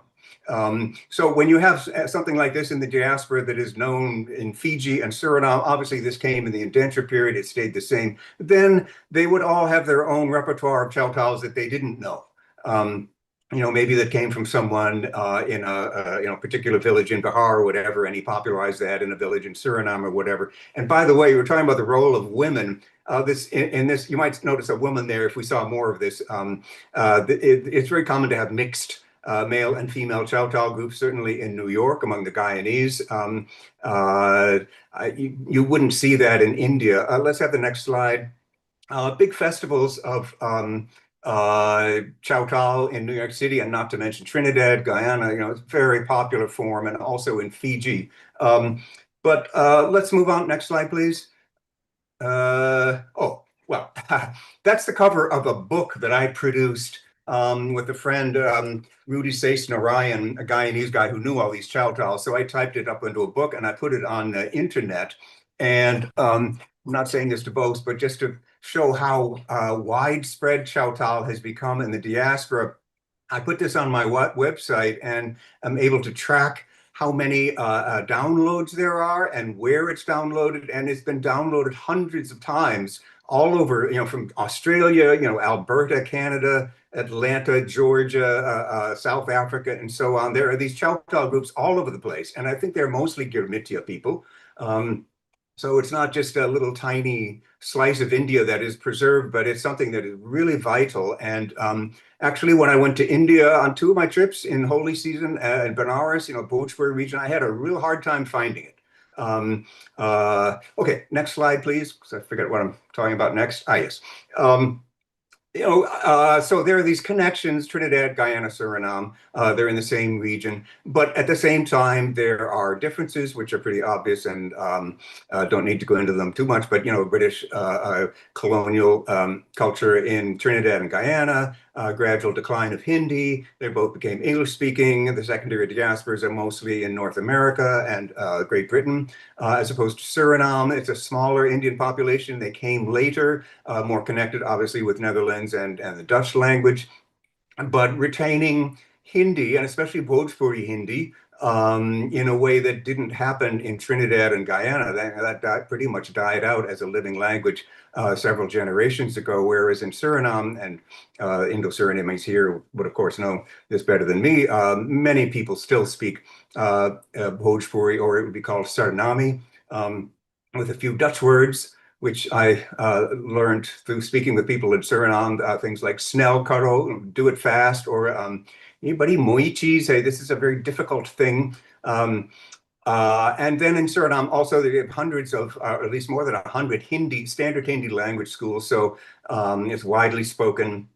My interviews in Suriname were done mostly in Hindi, although if someone lapsed into Bhojpuri or Suriname, then I couldn't understand them. So Trinidad and Guyana are linked by language.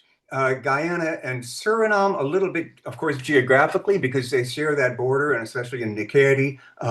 But in other ways, they were pretty isolated. And we're talking about music.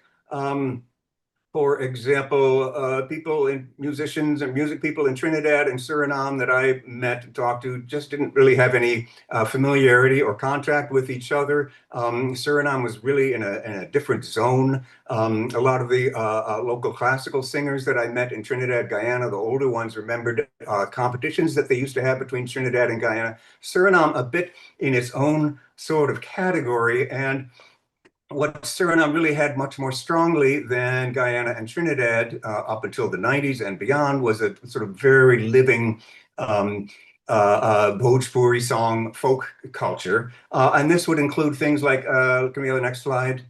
Among the few contacts were when certain records, especially this one from Tropa, the Surinamese singer in the 60s, came to Trinidad and had a big impact. Can we have the next slide?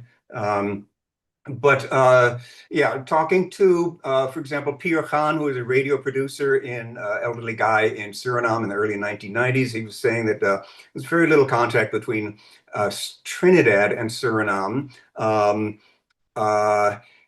What you really had more in Suriname is a sort of transplanted Bhojpuri folk culture. That's a book published in the early 60s by this Indian guy, and it's a bunch of folk song texts. And it might as well be titled Ritual Songs and Folk Songs of the Bhojpuri region, because they're pretty much straightforward Bhojpuri folk songs, and it's probably the best collection of Bhojpuri folk songs ever done. Can we have next slide? All kinds of traditional music that I found in Suriname that would not be surviving as much in Trinidad and Guyana. This is an old style of singing Kabir bhajans, which I know used to exist in Trinidad, but I don't think so anymore, a collective thing. Next one, please. Birha, which is traditional birha, which maybe some of you have some exposure to. It's usually a simple melody, and you ideally invent words to it, and ideally this is done in a sort of a dual format. This is an old guy who I'm sure is no longer of this earth, named Mangre Sib Narayan, and he sang some old birhas for me. I'm not going to play these for you, but I posted all this stuff in my film called House of Thunder, which is on YouTube. If you look under that name, he was not born in India. He was born in Suriname, but his father was from India. And there in this section, he's telling me exactly where his father was from, which he knew. He sang some old birhas for me. Which everyone seemed to know in the diaspora, like even in Trinidad or Guyana, if you ask them, do you know one birha? It's going to be this one. Which now I'm forgetting. Ramajiki Bhagiyasi Tekupula Ramajiki Bhagiyasi Taki Pulavari Lachamana Devara Beta Rakavari. And that seemed to be a very well-known one in India as well, in the Bhojpuri region, where I met some old birha singers. And if I sang that for them, they would say, that's the old style. No one knows that anymore. Or no one sings that anymore. Can we have the next slide? Okay, this is a guy doing a birha and dancing to it with traditional Nagara accompaniment in Suriname in a temple. Next one, please. Oh, well, that's the cover of my film. Next slide, please.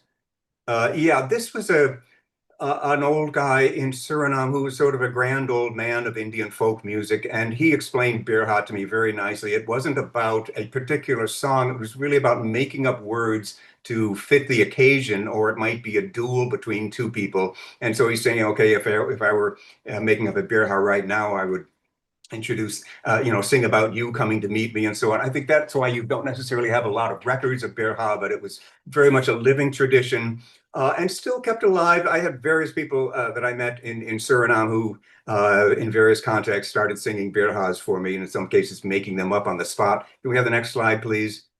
Yeah, this is a Surinamese guy named Pinto Shivanand in New York, and there was a chutney band playing, and so he got up and sang a few birhas, making up lyrics, including this one he was saying, "In the land of the white men, the prostitutes dance too," which elicited snickers from the Surinamese people I was standing with. Let's move on. Next one, please. Oh, I think it was Chats mentioned Kalali. This is a form that was very popular in Suriname, as was told to me. And it was, again, very much relying on knowledge of Hindi. It was all about two people doing a sort of duel, but in a different format from birha and with different standard melodies and different rhythm and so on. But it's not really the Qawwali of a Muslim devotional thing that you would hear from Nusrat Fateh Ali Khan or whatever. I couldn't find any records of it. But the closest parallel I could find was in Fiji. And I think there are some interesting links between Suriname and Fiji. They're both communities that came roughly at the same time, maintained Hindi. And in California, where you had some Indo-Fijian shops, they had records of qawwalis. Very special qawwali maqabala. A maqabala is a duel between these two people. Okay, moving right along. Yeah, so I was especially interested, cut me off if I'm going on too long here, but I'll try to be quick, in the sort of formalized, elaborated, soloistic kind of song that in Trinidad was called local classical music, in Guyana, Tan singing, and in Suriname, Betak Ghana. And they were all different, but they had some elements in common. And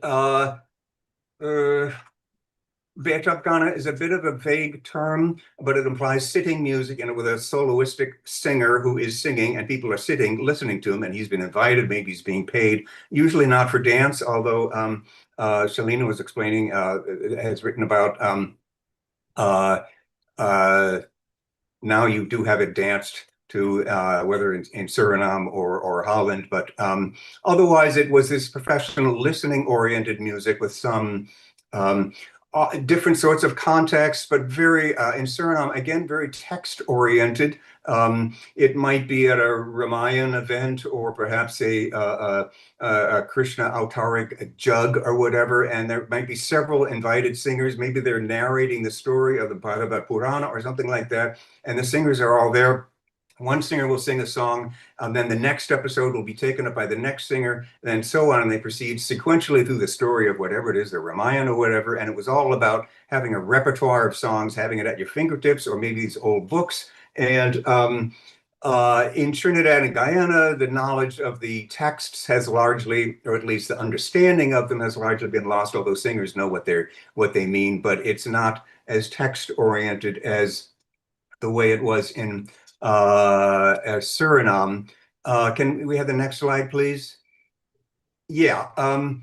What I found, what's that next? Yeah. Very briefly, I found three styles of Betak, Ghana, and Suriname, and one of them, starting from west to east, is going to be in the area of Nikeri, which is along the Guyanese border. And I went out there and I interviewed some singers there, and they said that their singing was really based on that of Guyana, and especially the singer named Tilak, who flourished in the 1940s and 50s. A bit different from the Trinidadian style, but related to it very much. And they spoke somewhat disparagingly of the central Suriname style of Paramaribo. The Guyanese and the Trinidadian styles there's a lot of distinction of different musical forms. Tilana, Trumri, Drupad, Bihag, Dunduk, Lavani, Bidapat, and so on, that they pride themselves on being able to maintain these different forms, whereas in central Suriname, you didn't have that so much. And I found it interesting that maybe some of you have had some experience with this. The singers in Nikeri, they would speak of Suriname as if it were a different culture. A different country. Like in Suriname, they sing this way. It took me a bit of time to get a sense of what they meant by that. But let's have the next slide, please. Yeah, in central Suriname, it's mostly, they weren't familiar with all these different forms. And I remember the first interview I did with a respected central Surinamese singer, Ramprasad Ramkilawan, and my first question was like, okay, can you explain to me the differences between Tumri and Bihag and Dunduk and Lavani and so on. And the poor guy was like, what?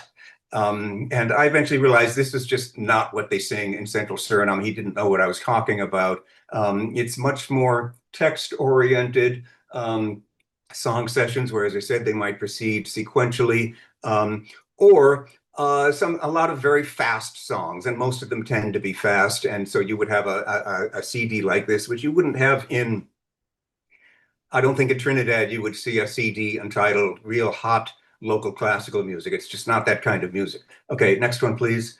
Yeah, this is Chris Ramkilawan, a very talented singer from central Suriname, the son of Ramprasad Ramkilawan, who I mentioned. And Chris was a great help to me and friend to me and helped me a lot.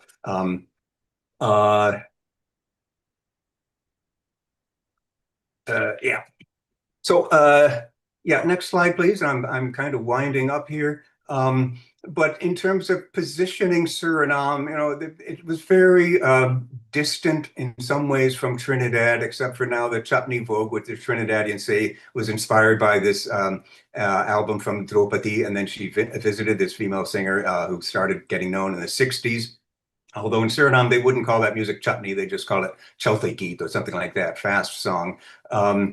But I noticed now a lot of people, of course, are posting Surinamese Betak Ghana on the internet, whether they're based in the Netherlands or especially Suriname. And it was interesting to read, interesting for me to see some of the comments that people make. Some of these songs, you know, whether it's by Draupadi or a more recent singer, might have many dozens of comments. And obviously people, including a lot of people from India, such as who are really hearing old folk songs that they maybe heard in their childhood in India and posting things like this. You know, I'd love to see this culture is alive in Suriname. People from Bihar, they recognize these old songs. And you do have these, you might say, marginal survivals, although we really shouldn't call it a margin, but things that, especially when things that are kept alive more in the diaspora among Girmitya communities than in India itself. But it's fascinating to see these links being explored. And Stephanie George, who we heard from earlier, you know, finds the Madrasi, you know, Mariaman communities making and reestablishing new links, whether it's with people in, you know, Malaysia or Singapore or South Africa or India itself. And of course, then there is this ICC series itself, which Kumar and others have set up, which is allowing people to establish really fascinating links, like in this presentation today, hearing from the South African and the Indian Ocean. So anyhow, I'll stop there. Thanks for your attention. Thank you. Extremely informative presentation, We have a question from Daryl Sukhdev. Daryl, go ahead, please. Very quickly. Daryl, unmute. Yeah, very short. We are running out of time. Okay, yes. So Dr. Manuel, I met many years ago at the Rajkumari Center. I remember him telling me that he tried to find the dantal in India and he couldn't find it in India. So he believes it was invented in the Caribbean. Maybe he could talk some more about that. That and other aspects that's unique to the Caribbean. Yeah. I did find it in India, or I met people who were familiar with it by that name. And when that Baleshwar came from the Bhojpuri region to Guyana, my friends talked to him and he was familiar with the dantal. However, I mean, they have similar things in India, whether they call it that or not, or it might even be a farm tool or something that they pick up and play the same way. But it is a mystery that is so widespread in the diaspora and not common in India. And I think there may be a connection with the diaspora, that maybe the name was given to it in the diaspora. It's a bit of a mystery, but I wrote about it in one of my books, and I talked about it in this film called Toss of Thunder. Wonderful, thank you. Jaswina, let me bring you in now. We are at 5 p.m. or 1 minute to 5. However, we will go over by about 10 minutes. I think we'd absolutely need to hear from you on this. Thank you. Thank you all so much for all the 4 presenters. Has been such enlightened as well, fascinating, interesting to hear all the 4 perspectives on culture and music and within the diaspora.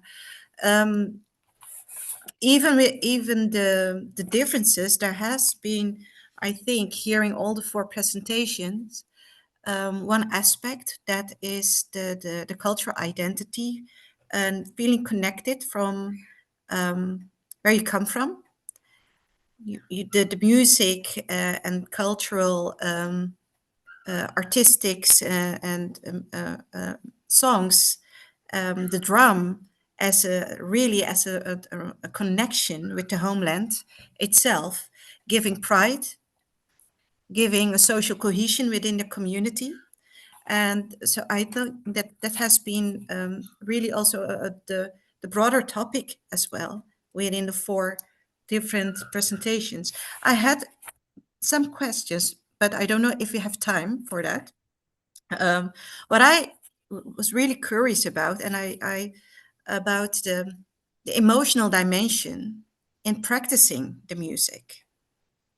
And I don't know who of you is able to tell or give an answer on this, but I can really imagine that if you are playing the music now as a 2nd or 3rd generation in the Netherlands, and I've spoke with many youngsters now in the Netherlands who are connected as musicians or dancers, from the moment they start playing, they somehow feel emotional connected within Girmitya experience. And that's also a difference with, for example, Indian expats now living in the Netherlands, who don't have this experience.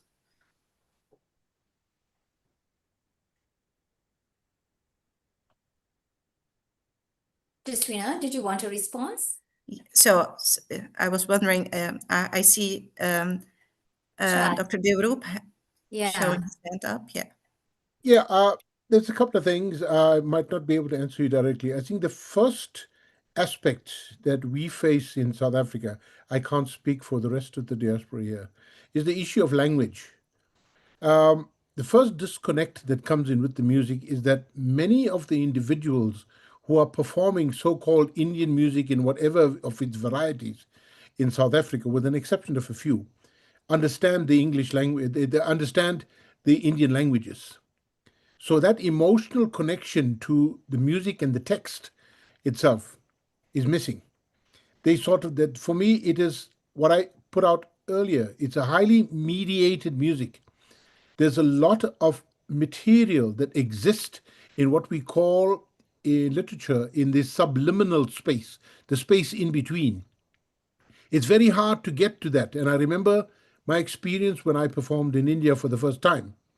My teacher who was my prospective teacher, looked at me and he said, in order for you to play sa. Sa is the primary note that we use in Indian music, your tonic, your fundamental note. In order for you to play sa, you got to be born here in India. You can't be born in South Africa. There's a whole lot, and there's such a lot that goes with that. So I think that ties in the emotional. I think what we bring in is a foreign flavoring to this music in how we have seen it and how we have appropriated it. I just want to leave it there for now. Thanks.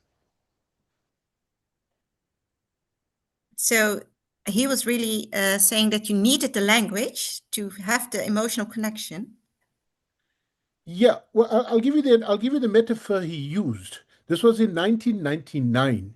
It was my very first trip to India, and when I got there, I performed a Bollywood piece, and I was playing. To my knowledge, I was playing technically flawless at the time. I just came out of the conservatory in Amsterdam, so I was very good at my instrument and the music that I was playing for so many years. I performed this piece, and the audience were in absolute awe of what I played. But my teacher, on the other hand, when I engaged him, he used the metaphor of a loaf of bread. And he says, he asked me if I have sliced bread in South Africa, bread that's sliced up. And he says, India sent the whole loaf of bread to South Africa. But what I had performed that day was merely 2 slices. The rest of the loaf was missing. So he was hearing stuff in this music, and he could hear stuff that I didn't even relate to. So I just wanted to say that that's how he saw my interpretation. Thanks. Yeah. And I was also very much intrigued by the presentation of Dr. Bishrem, especially because of the twice migration background in in everything that he just described. And in the whole repertoire of things with his culture, I heard a lot of things which has also a layer of commercialization. So, for example, the food which is being sold, the restaurants, the art, the shopping, and is there a risk in the whole market, free market, and in the commercialization in the diaspora, which is actually causing a sort of simplification or superficiality? And that is also a risk of losing the culture, right? Dr. Bisram? Dr. Bisram, would you like to respond? I mean, it's a very valid point that the clothing, the attire and even food is very commercialized, not only in the diaspora of North America, but also in Trinidad. I mean, you have these various trade expos all over the island, where but also in the clothes and the what to clothing, buy. specifically the clothing, yeah. And there's a flurry of Indian restaurants all over Trinidad, and same is happening in Guyana, and of course, as we know, in New York as well, and I'm sure in Holland. Although I didn't go to any Indian restaurants in Holland, I went to Surinamese restaurants, which I find very, very delicious in my experiences.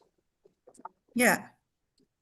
But also if it's getting commercialized, and especially also in the music, when there's just one part of the music or just one popular song and people are imitating that song, then the old classical songs, Bhojpuri songs, are disappearing.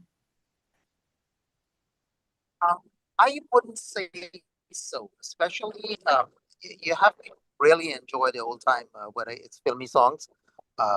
In the Caribbean, I mean, they remain enormously popular in Suriname, Guyana, Trinidad, and in the diaspora in New York and in Canada. Anyway, I can't speak for Holland as I'm not there regularly as you are. But I wouldn't say so. I wouldn't say that the traditional Hindi filmy songs is disappearing. Of course, young people are attracted to the chutney and to the remix music. Yeah. Especially when it's coming to the sound of the chutney music is influencing, and maybe that's something you also see in your comparisons, Professor Emmanuel, that for example, the Baitigana, which is actually quite traditional, or it was traditional, is very much influenced by the Trinidadian style of music, by the chutney style, even though youngsters can still sing the songs in Bhojpuri Sarnami Hindi or the dialects. They prefer the Trinidadian dialect English, which is actually causing a loss in the Baitigana music nowadays. And that's part of we see a development of a revival of own sort of music, our own music. But then again, it has changed a lot by the influence within the diaspora. Have you seen that as well? Yeah, I think you're right, Jasmine. It's quite true that Trinidadian music and the Trinidadian dialects have influenced all of us from the other Caribbean societies. But don't forget, Ram Kelawan remains enormously popular throughout the Caribbean. Yeah, it is. Yeah.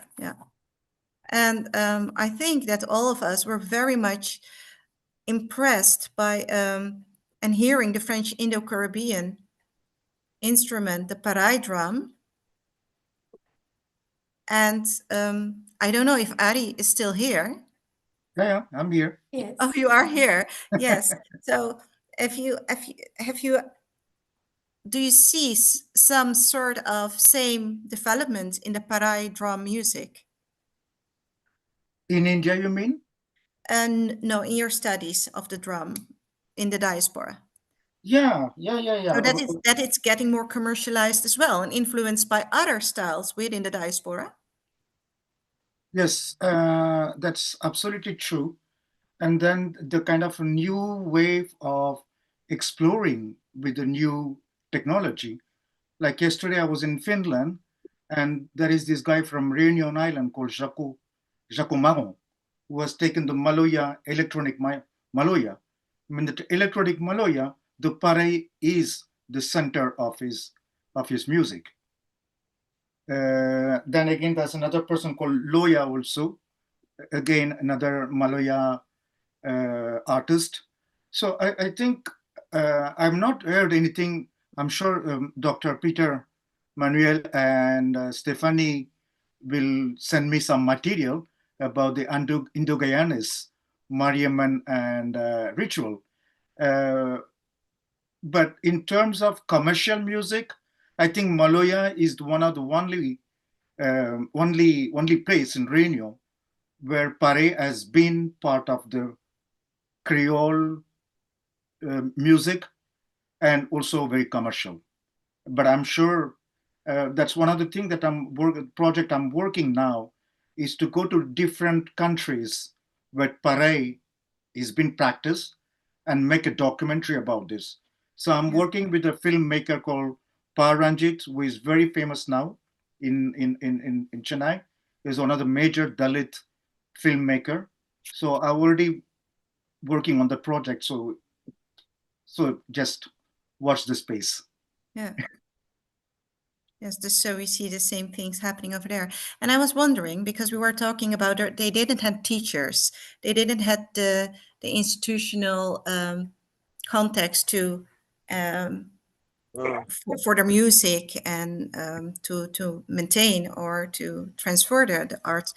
But when the indentured came, they also came from the context often without having the institutions as has been described now as the teachers.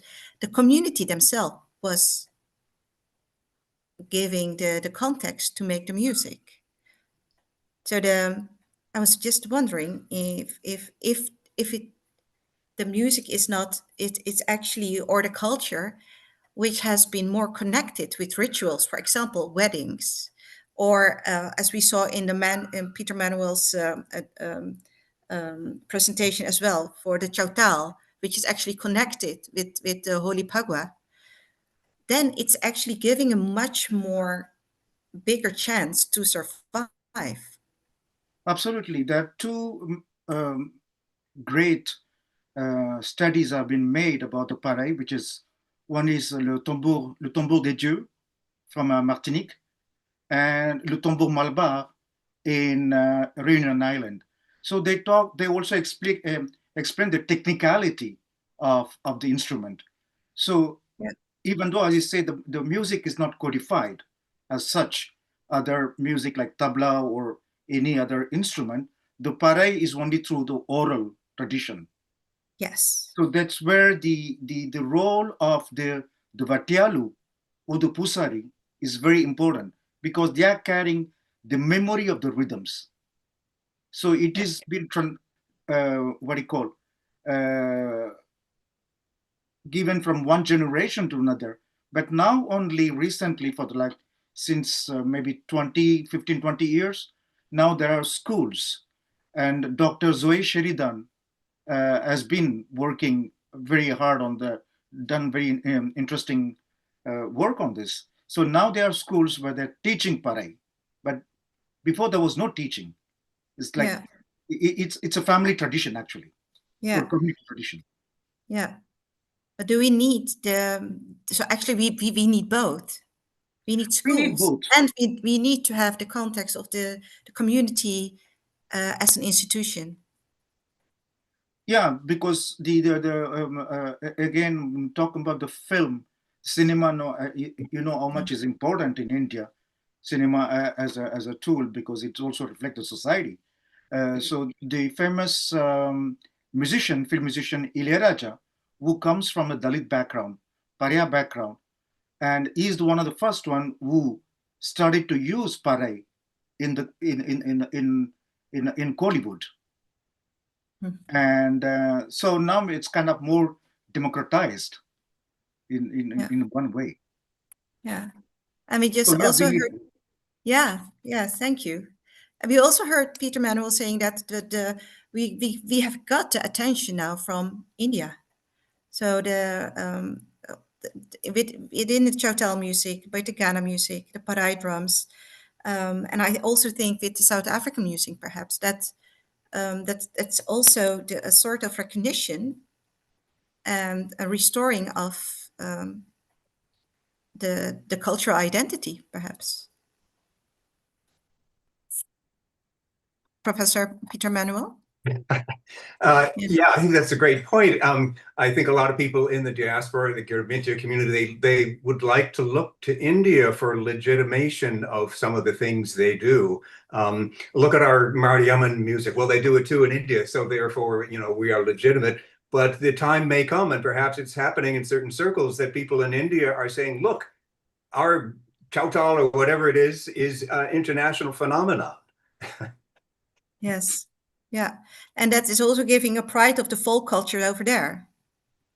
A sort of reversed globalization, or from the periphery to the center, and then again to the periphery.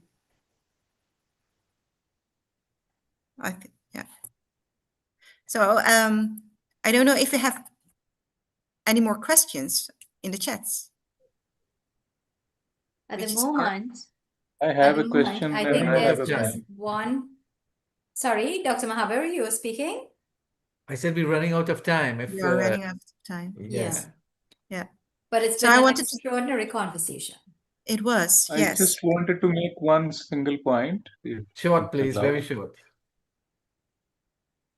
Go ahead, Mr. Pandey. Since I'm from India and I'm also from the media and a lover of music, so I would like to give a suggestion. We are in the digital age nowadays. You have already created a big bridge between India and Caribbean countries and all. So your program, I would really like to appreciate it. It's a historical one, and nobody has done it before, and even now nobody is doing it. So it's a great contribution to Indian and diaspora, both bringing together you are through this bridge. So I would suggest you may like to create any separate group or maybe same group where people can put the Indian music, sometimes some links, so that people can at least listen to that. That's the only point I wanted to make. Okay. That's fabulous. Thank you very much. As a lover of Indian music myself, we'll try very hard to put something together. Thank you. And maybe just to end, this is part of, to show, this is part of a bigger research project, as Shalima said in the beginning. And we have done this project to show that especially post-colonial groups who are living in the Netherlands, we have to deal with the Dutch realization about the concept of heritage. And the Dutch concept of heritage is always being very local and Dutch nationalistic local, while the post-colonial groups are actually having their influences from the transnational diaspora.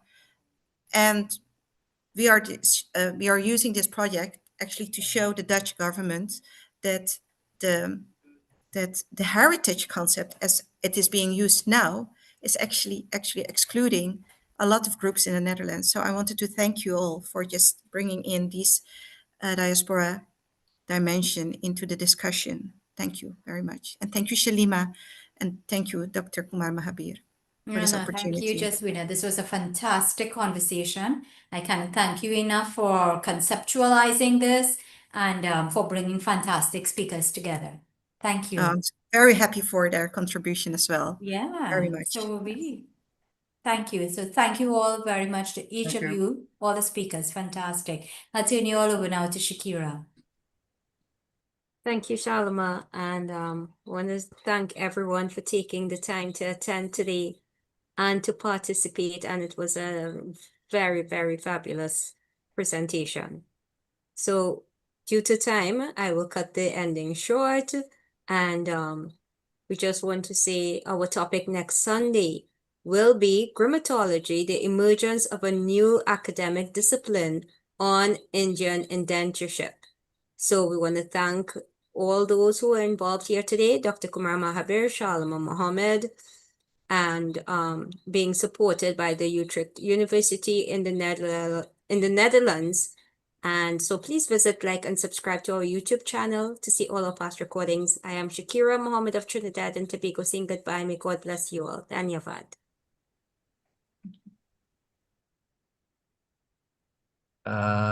Yes, so we have to end here.